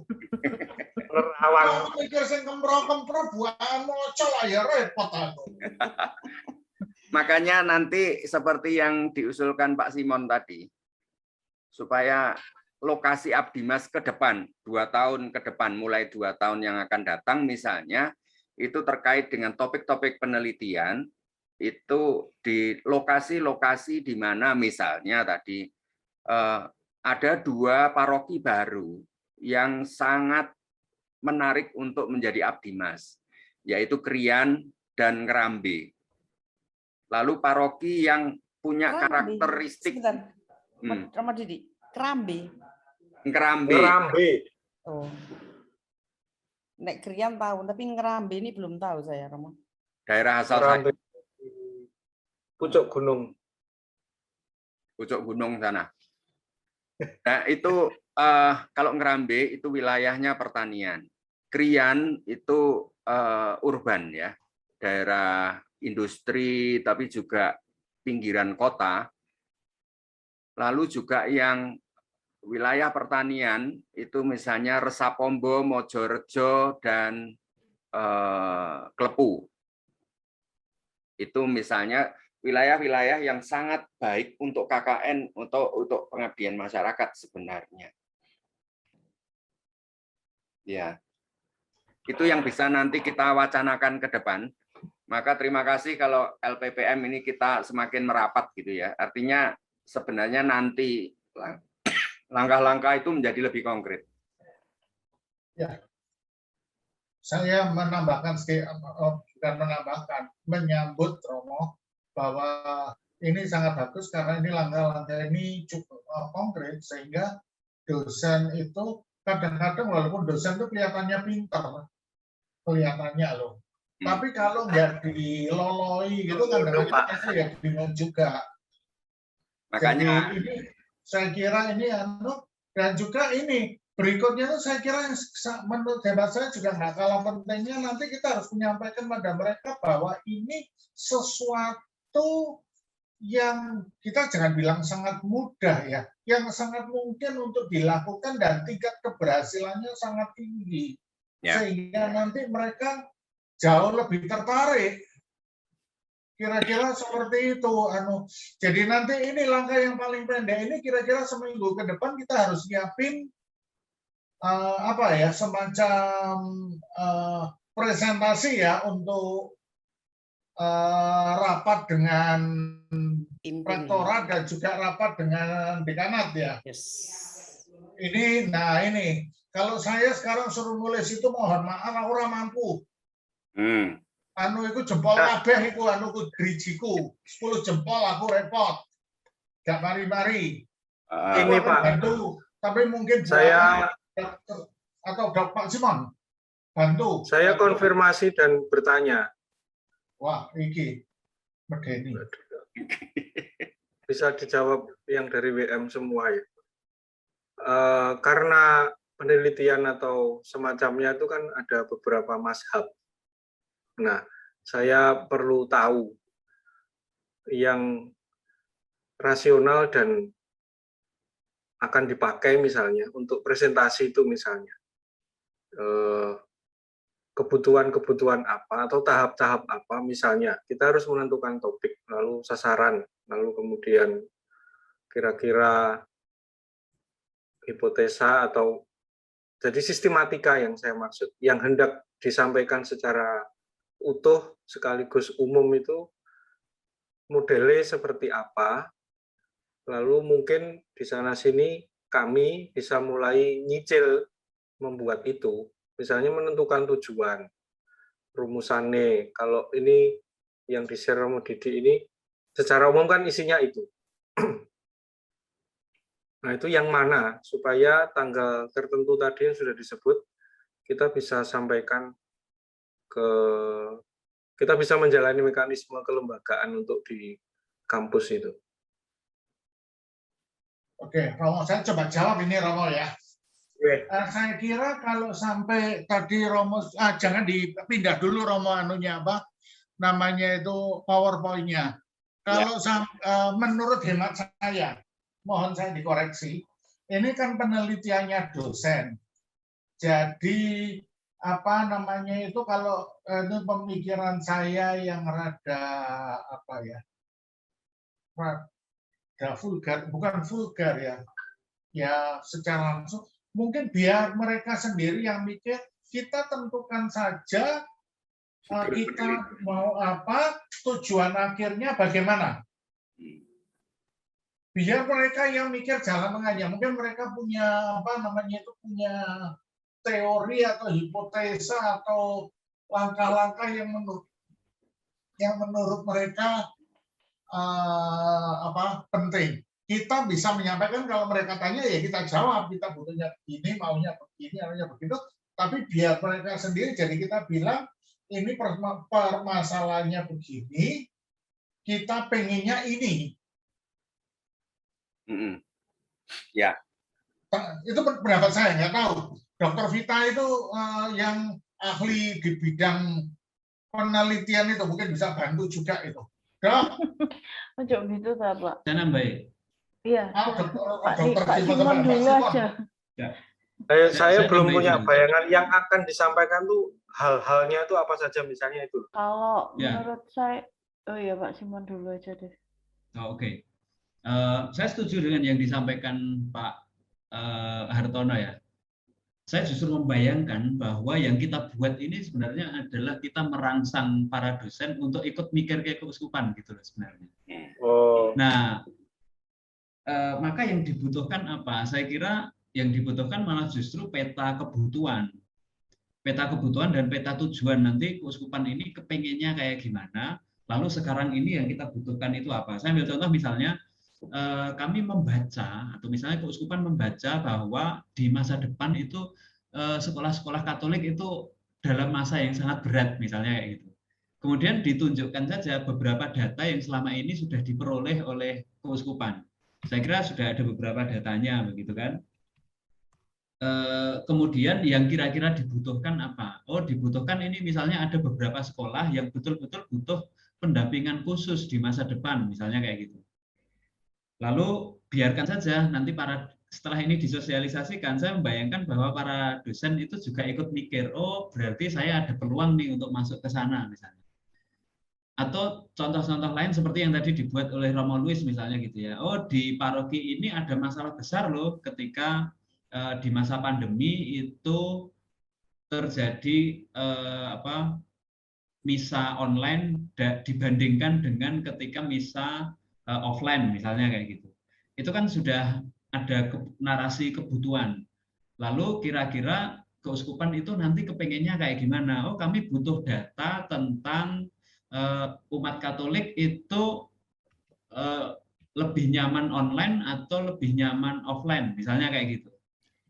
Nah, setelah itu saya hanya membayangkan bahwa LPPM dan keuskupan atau pusat pastoral begitu ya, itu punya satu tempat atau misalnya punya satu database yang kemudian bisa setiap kali dikunjungi oleh para dosen ini untuk, oh saya kepengen, misalnya nih, saya pengen ngurusi paroki tertentu, kira-kira paroki yang bisa saya kontak itu di mana saja, yang potensial itu di mana saja. Misalnya seperti itu. Saya membayangkan kayak gitu, nanti para dosen inilah yang akan bergerak untuk nggarap ini. Seperti itu tambahan saya. Juga Pak Hartono tadi. Menarik. Terima kasih. Baik, semakin tajam. Terima kasih Pak Simon dan Pak An. Ya itu, saya perlu jawaban itu.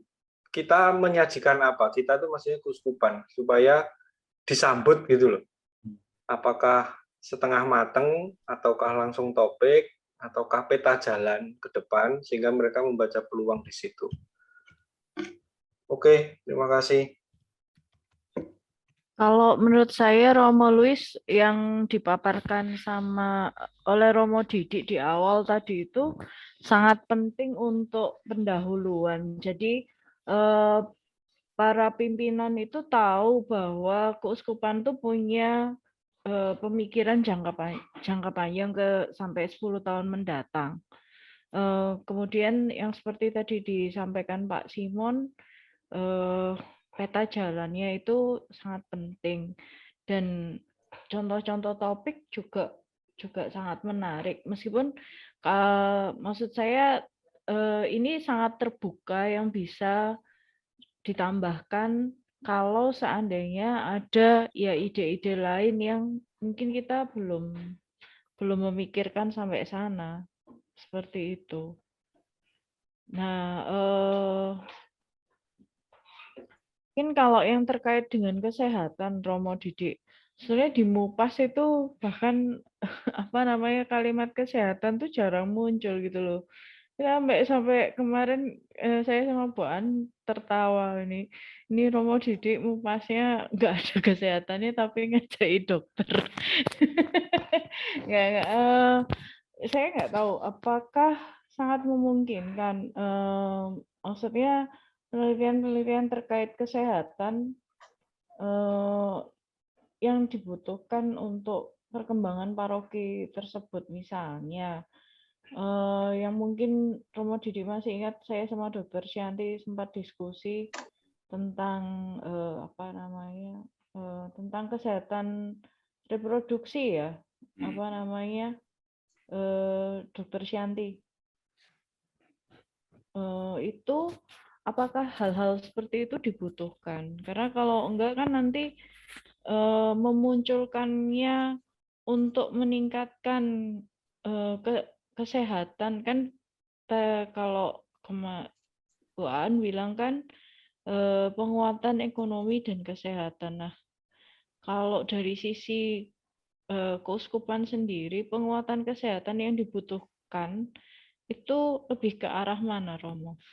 Sebenarnya kalau fakultas keperawatan, kedokteran, farmasi, lalu juga nanti dengan psikologi, ekonomi, dan sebagainya, itu terkait dengan sebenarnya mitranya adalah komisi keluarga dan lansia. Jadi dari sisi subjek loh ya. Kesehatan, tema umumnya adalah ketahanan keluarga. Jadi pilar ketahanan di sini adalah pilar ekonomi, 2 pilar psikologis, jiwa, mental, kesehatan mental, lalu kesehatan fisik, kesehatan biologis, lalu sosial, relasi sosial, dan kelima adalah rohani. Jadi itu yang unsur ketahanan keluarga yang sekarang ini juga menjadi topiknya Regio Jawa. Jadi Regio Jawa itu artinya komisi-komisi keluarga se-Jawa. Itu juga sedang ngolah itu dan juga sedang penasaran tentang bagaimana mengadakan riset tentang ketahanan keluarga ini. Karena bisa diulang mau apa aja tadi mau yang lima pilar ya. Iya. Satu adalah ekonomi. Dicatat soalnya mau. Dua kesehatan psikologis, kesehatan jiwa, kesehatan mental. Lalu ketiga kesehatan fisik biologis. Keempat adalah relasi sosial. Kelima adalah kerohanian. Kesehatan rohani. Jadi ini yang sebenarnya pilar dari ketahanan keluarga. Nah, topik sebenarnya yang bisa diambil dari fakultas kalian adalah kesehatan fisik, kesehatan biologis itu. Nah, itu bisa dari kesehatan reproduksi,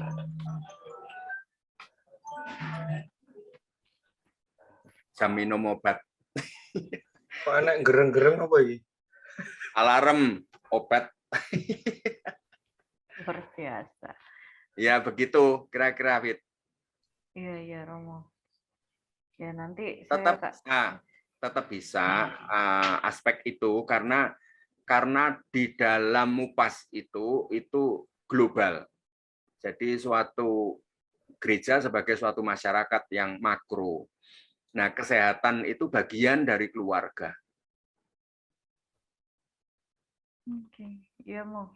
Kalau di dunia pemerintahan, memang kesehatan itu masuk di dalam dunia sosial, ranah sosial, kesehatan masyarakat, begitu. Mungkin perlu sedikit disinggung dari mana kita menemukan itu, Modi. Waktu kita pakai Step V itu loh, sehingga cabang-cabangnya ke sana. Ya, sebenarnya dari sisi data nanti ya, untuk tawarannya kepada di forum dekan, mungkin yang ingin saya singgung itu adalah memang bagaimana mengemas kebutuhan keuskupan ini menjadi sesuatu yang menarik, yang interesan, yang penting bagi Widya Mandala. Itu pertama. Lalu yang kedua, hal-hal apa sebenarnya yang akan dimudahkan untuk difasilitasi di dalam penelitian ini. Misalnya kami di Pusat Pastoral itu punya populasi, misalnya jikalau per kevikepan atau per paroki, kita di sini mempunyai kontak WA semua ketua lingkungan. Maka kuesioner seperti IMAVI pernah membuat riset, maka dalam jangka seminggu itu 2.300-an kuesioner sudah terkumpul.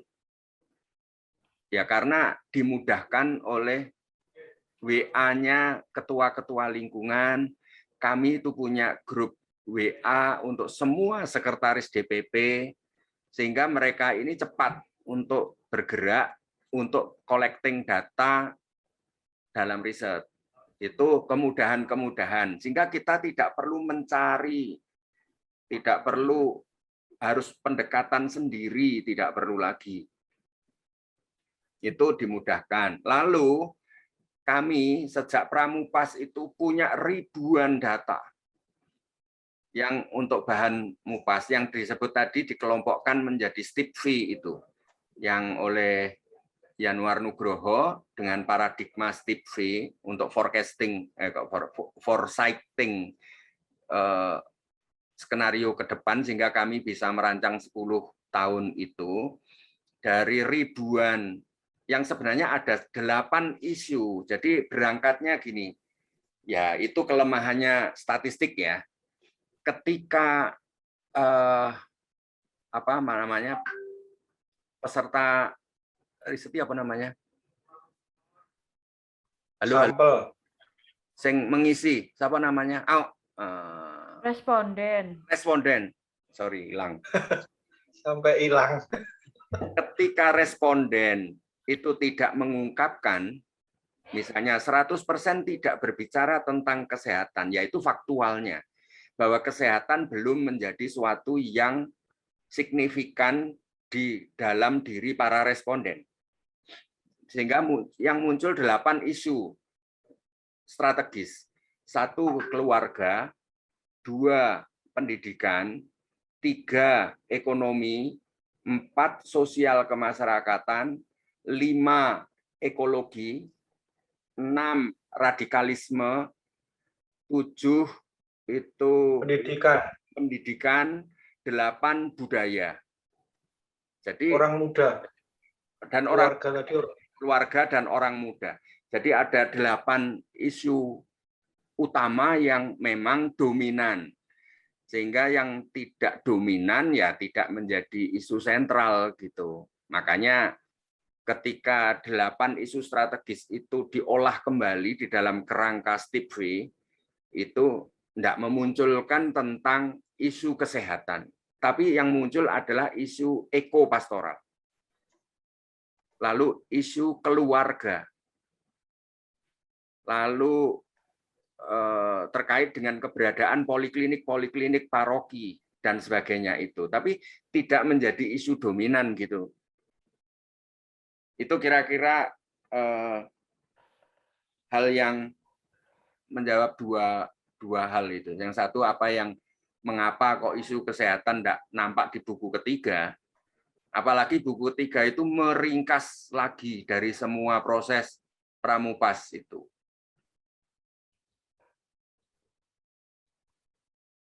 Biasanya kalau agenda dalam forum nanti di tanggal 25 Agustus itu hal apa yang akan disampaikan Bu Aan, Pak Hartono, sehingga kita bisa menyiapkan apa yang perlu disampaikan di sana. Bu Aan, monggo Bu. Nggih, ya Pak, siap. Bagaimana Pak? Mohon ditanggapi Bu. Saya, ya mohon maaf. Saya dari tadi Romo ngendiko itu saya membayangkan bahwa Romo itu ngendiko di depan para pimpinan fakultas dan rektorat. Itu yang saya bayangkan barusan ini. Masuk gitu loh maksud saya Romo. Jadi saya nyun waktu. Gitu aja gimana ya Pak Hartono. Terus nanti kita sambil kita punya ide, punya muncul topik-topik itu gitu loh Pak. Jadi kalau ditanya dekan-dekan kita siap sudah. Romo tetap memberikan penjelasan yang super jelas itu Romo Didi. Jadi ini dari narasumber yang kita harus mengajak Romo Didi. Oh, masuk pasti harus. Misalnya saya dengan Romo Luis, ojo dewi. Lebih delegasi keuskupan no. Ya. Romo Didi bisa nggak? Maksudnya yang slide ini di-share termasuk yang tadi Romo Luis sampaikan. Tetap yang narasumbernya Romo Didi, Dr. Vita. Bukan, Bu. Maksud saya begini, yang kita di sini, saya, Ibu, Pak Hartono, Dr. Syanti, Pak Simon itu juga punya tugas paling tidak memikirkan satu topik saja gitu loh. Topiknya tetap. Topiknya wajib, kita nggak boleh enggak karena itu tugas kita. Iya, enggak maksud saya saat ini. Mbahnya yang ngendiko dulu. Iya, Romo Didi. Dua hal yang beda. Ini dua hal yang berbeda, Bu. Yang presentasi tetap Romo Didi, tapi hasil maksudnya kesimpulan pada malam ini itu sebelum Romo Didi mempresentasikan paling tidak kita sudah punya misalnya saya satu topik katakanlah seperti itu terus topik jangan hanya satu, banyak Iya, wis. Tapi yang jadi Yang terserah, jadi, mau yang satu, mau detail, dua, yang setengah, detail nggak jadi masalah. itu Tapi kita harus memunculkan topik dong. betul. Nah, Banyak. itu menjadi tugas kita gitu loh, Bu. Nah, Iya. nanti kan harus ada yang mengkompilasi topik-topik itu, maksud saya. Sehingga kan butuh slide-nya Romo Didi ini Ya. bukan untuk dipresentasikan, Iya, karena Romo Didi tapi mbahnya ini. oh iya, rohnya ini Romo Didi. Rohnya itu ada di Modik dan ada di Romo Si Romo Widya, Luis. Keuskupan. Nah, apa yang Yes, gitu loh rasanya loh, Bang. yang mengkompilasi adalah ya kita kompilasi di grup gitu loh, Bu. Ya. Maksud saya Oke. begitu. Itu. Oke. Gitu Terus, Pak Hartono. Kapan pertemuannya? Kapan? Romo Didi, nanti kami matur ya, karena Ya. sekarang kan kami belum berkoordinasi dengan yang lain-lain. Ya. Paling lambat Senin lah kami matur. Oke. Foto toh buaan. Apa? Foto toh, oh ya Senin ya, Senin Selasa bicara ya. toh, Senin sore matur. Ya wes. Kita Senin kita daring kan ke bisa. rektor ya, Iya, yang penting rektor, rektorat penuh. Saya kepingin rektorat penuh gitu loh. Oke. Ya itu yang penting itu perkara dekannya Siap. diwakili oleh wakil dekan kan nggak masalah. Banten semangat 45. Dalam? Semangat 45. Wah, ini harus diseriusi karena begini, mumpung ini ada kesempatan dan mumpung ini ada banyak lahan abdimas dan banyak lahan penelitian. Jadi kalau bagi kami yang penting kalau lahannya banyak kan dosen lebih mau meneliti. Cuma itu aja kalau dari pihak LPPM. Karena LPPM juga tidak punya orang, yang punya orang kan kayak Pak Simon dan sebagainya yang punya dosen. Gak punya orang kok pamer. Iya. Nggak apa-apa, cuma ngomong toh. Anu pamer, anu nih toh, kirene sak piro gitu loh Romo. Dokter nggak boleh tertawa. Saya tuh sampai diangkat anak, soalnya dibuang sama yang anu. Kamu pasti ngangkat anak dirimu ikut dokter. Oh enggak ya? Cleaning service ya? GR itu. Yanti belum ngomong. Sudah ngomong apa, Mo? Komentar. Yanti itu yang biasanya topiknya banyak, Mo. Ya makanya. Saya tak berpikir aja, wes enak-enak. Ya gitu kira-kira ya. Ya Romo. Siap, Mo. Kita anu PowerPoint tadi tak share ke grup. Mo, kapan kami harus mengumpulkan topik-topik itu? Ya, nak, ya minggu ini toh berarti. Minggu ini. Oke. Saya Pak Simon juga sudah berimajinasi tentang topik-topik, biar nggak terlalu terbebani. Hanya topik CI, yang kita kumpulkan topik aja. Lah baru nanti isi dari topik itu kelanjutannya itu baru kita bekerja bareng gitu. Tujuannya apa sih? Ada masalah apa sih? Asumsi-asumsinya apa? Nah itu baru kita dagingkan bersama gitu. Pak Simon ini langsung anteng iki. Pak Mo Abdimas penelitian topiknya oke. Oke. Habis nanti dana penelitian dari filsafat. Ya, tapi kan penelitiannya terus berguna. Oh iya. Iya Romo. Dan ini masuk surga. Betul. Masuk surga. Upahmu ya Romo Widya ya, masuk surga ya. Pertanyaannya itu perlu diteliti. Surga itu ada atau enggak? Ada loh. Kan tergantung yang ngomong surga di mana. Romo, ini loh. Kaki. Aku iki ya Romo. Aku ini mau meneliti surga itu letaknya di mana. Saya aku diku siji Romo. Penelitianku selesai aku iso balik. Nah, itu loh. Itu sing repot aku. Nak gak balik hilang kemana? Dampo. Romo. Kadang-kadang itu nuwun sewa aku juga pengen komplain ke Tuhan. Oh iya. Tapi aku aku ketemu komplainku sudah sampai aku iso balik Romo. Pak, kalau nggak bisa balik hasil penelitian bisa di email. Bener. Pertanggungjawaban sekarang lewat si pena Mas bisa kok Pak Hartono. Jadi nggak usah balik, nggak apa-apa. Oh gitu ya. Oke. Siap. Saya tampung Pak. Di tempat saya aja penitipan abu jenazah wakeh itu. Wih. Kok nek kedai. Romo, Nah, apa namanya kalau terkait dengan tadi itu kesehatan fisik ya. Ini kan maksudnya terkait sekali dengan unggulannya FK, kedokteran keluarga.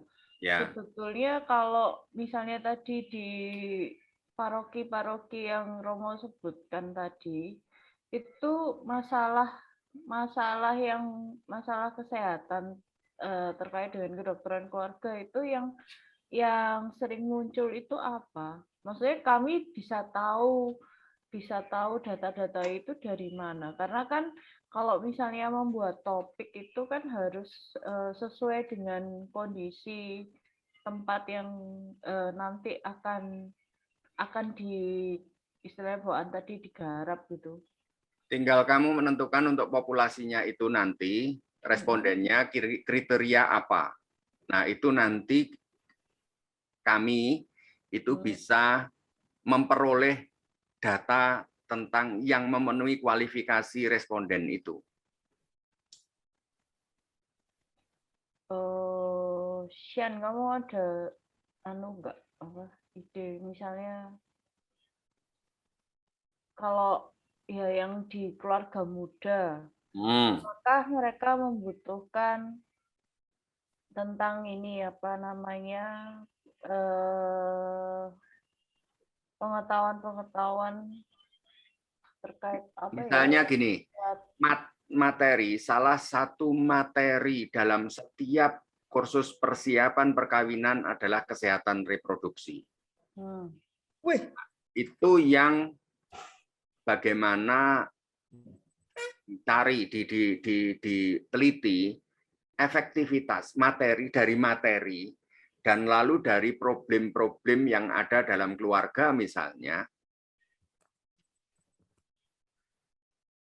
Kan bisa dikonfrontasi itu.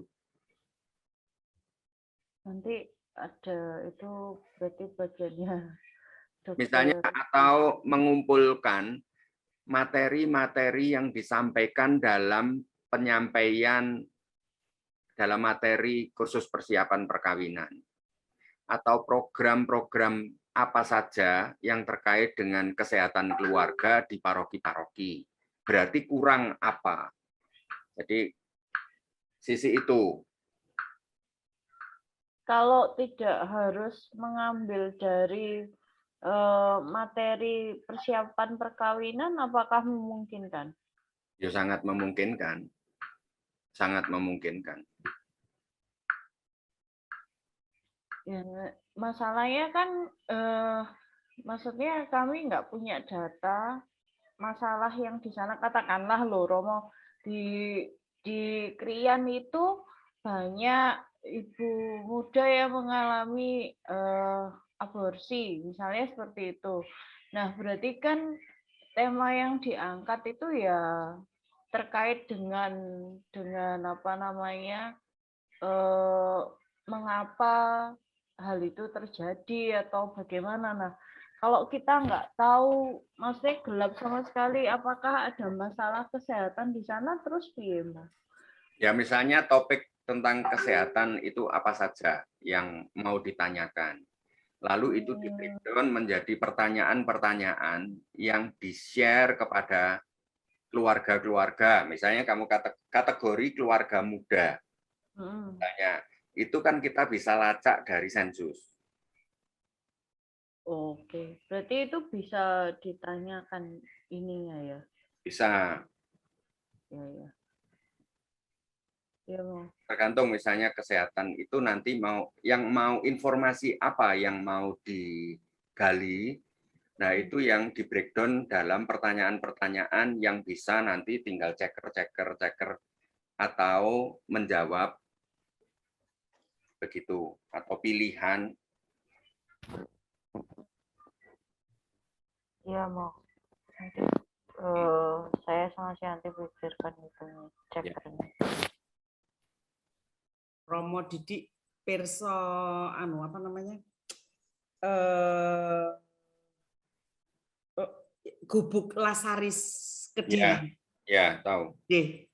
Nah, ini sedang MOU ya Pak Hartono ya? Selesai sudah di TTD, Ya, sudah dikirim balik. Artinya belum balik sekarang dalam proses karena besok Minggu baru ke Kedirinya. Itu pendampingan membuat yogurt, Romo. Kan di situ sapi, susu sapinya kan produknya murni toh, Romo. Itu dibawa ke Uskupan kan ya, Surabaya ya? Kongregasi misi dari CM. Oh, CM. Ya, jadi Gubuk Lasaris itu bukan berbasis teritori, tapi adalah suatu semacam lembaga yang didirikan di Pare, di Kediri, di Kabupaten Kediri, yang mana itu untuk melayani pemberdayaan bagi masyarakat petani sekitarnya. Jadi begitu. Jadi cakupannya adalah ya petani di sekitar situ. Ya, betul. Jejaringnya luas, jejaringnya luas. Memang pertanian, jadi termasuk membuat arang briket juga. Ya. Ya, karena di sana banyak daun-daun kering kan. Ya. Bisa dijadikan bahan bakar arang briket. Jadi kerjasama dengan Fakultas Teknik itu.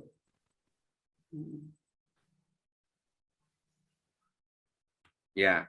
Oke. Begitu kira-kira. Jelas ya Pak. Jadi nanti saya tugas kami itu mengatur ya Romo ya Pak Hartono ya. Yes.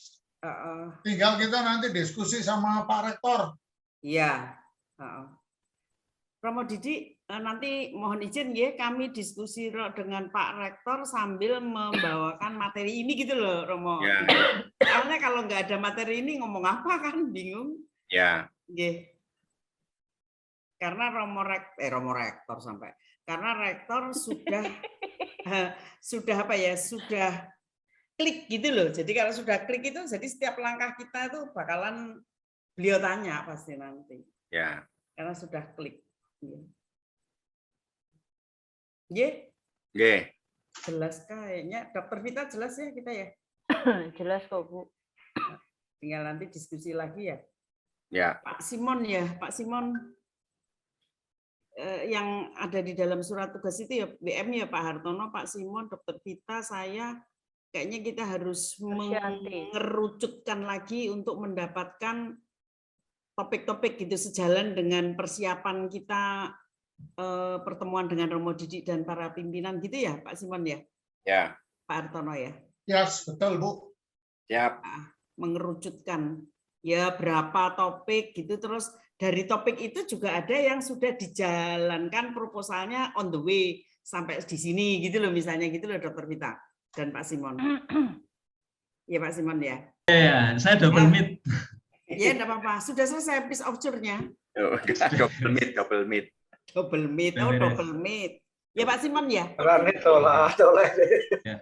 Nanti saya kira yang penting kalau kita sudah ada tim kecil itu ya. Saya kira tim kecil itu misalnya ada satu pertemuan lagi misalnya untuk mengerucutkan semuanya.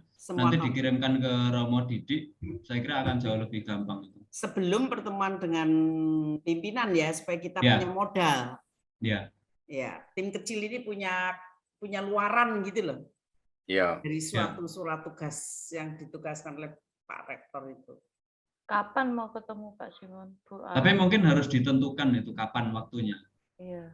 Dan dalam 3 hari ini mungkin. Kalau tim kecil ini hari Senin malam memungkinkankah? Kecepatan kalau Senin, Selasa. Dokter Syanti bisa nggak? Saya kan nggak praktek. Iya, pokoknya yang tim ya. Bisa. Iya dok. Kalau Selasa kami yang nggak bisa. Nggak apa-apa, kami tim kecil WM aja kok Romo. Oh, baik. Izin nih kami naik dengan Romo nanti izin. Alah. Soalnya kami kan masih mengerucutkan topik toh. Nanti baru dikonsulkan ya Pak Simon ya ke Romo begitu? Ya, manut. Selasa begitu? Nah, nanti tak ya nyumbang topik tak kirim di grup aja. Nah, sip mantul. Oke. Pengaruh kebugaran dan kesehatan para imam terhadap pelayanannya. Sing dipangan opo ae obesitas kabeh. Enggak mau. Kowe bisa meneliti ini loh, catatan medis semua kesehatan para imam. Woi, kowe wis riset dahsyat ini. Itu juga mau apa hubungan hipertensi dengan kekerapan minum anggur. Kan itu saja, ada yang lebih parah. Iya. Soal itu loh, Modi ya, prostat. Iya. Real itu. Loh itu pasti. Catatan kesehatan ada semua itu. Itu kurang makan tomat. Bukan. Apa terlalu makan banyak? Bukan. Bukan. Kakean ngempet. Oke. Ya. Senin Selasa ya. Dokter Selasa itu tanggal 17 loh, Bu Dokter. Nah, iya makanya Selasa. Siap. Selasa saja.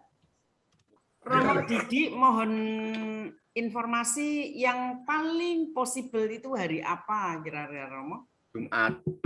Jumat. Saya catat ya. Ye. Jam berapa? Ya, terserah. Jumat depan itu tanggal Pak Simon nanti. Kalau sekarang tanggal 13 ya tanggal 20 dong. 20. Ya sudah Romo Didi nanti kita atur ya. Jumat ya Pak Hartono ya pas lah. Kita Selasa meeting ya dokter kita ya. Iya, dokter Syanti bisa nggak dok? Bisa dokter Santi malam kok. Ya dok ya. Mau silakan ditutup. Romo berkat doa sama berkat dong Romo buat kami Romo. Iya. Iya, monggo. Monggo. Romo Luis. Dalam nama Bapa, Putra, Roh Kudus. Amin. Allah yang penuh kasih, syukur, dan pujian kami aturkan untuk hari ini. Banyak pengalaman baik yang boleh kami kecap dalam perjalanan hidup kami hari ini. Syukur atas keluarga kami semua, dan untuk keberlangsungan pekerjaan, ketekunan kami hari ini. Ampunilah segala dosa kami yang kami perbuat pada hari ini, sehingga pada malam istirahat kami ini, Engkau sungguh menuntun kami pada ketentraman dan kehangatan kasih-Mu sendiri. Kami percaya Engkau senantiasa menyempurnakan segala usaha yang baik bagi kehidupan kami. Syukur pula atas perbincangan kami pada kesempatan Zoom meeting ini. Semoga segala sesuatu yang boleh kami bincangkan berkenan bagi perkembangan universitas, keuskupan, dan juga gereja-Mu yang kudus. Ya Tuhan, kami serahkan segala rencana-Mu ke dalam hidup kami untuk esok pagi, sehingga malam hari ini Engkau anugerahkan kepada kami semua istirahat yang menenteramkan tubuh, sehingga besok kami kembali bangun dengan semangat yang baru. Mohon karuniakanlah kesehatan pula kepada kami dan juga seluruh keluarga kami. Kami juga berdoa bagi saudara-saudari kami yang Engkau panggil, teristimewa bagi mereka karena terdampak dari COVID ini. Berikanlah istirahat yang kekal bersama-Mu di surga. Akhirnya ya Tuhan, mohon berkat-Mu untuk istirahat kami malam hari ini dan juga bagi seluruh keluarga kami. Semoga Engkau senantiasa menaungi dan memberkati kami semua. Tuhan bersama-Mu dan bersama roh-Mu.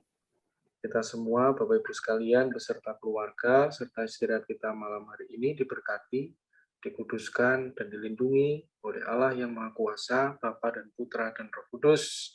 Amin. Matur nuwun.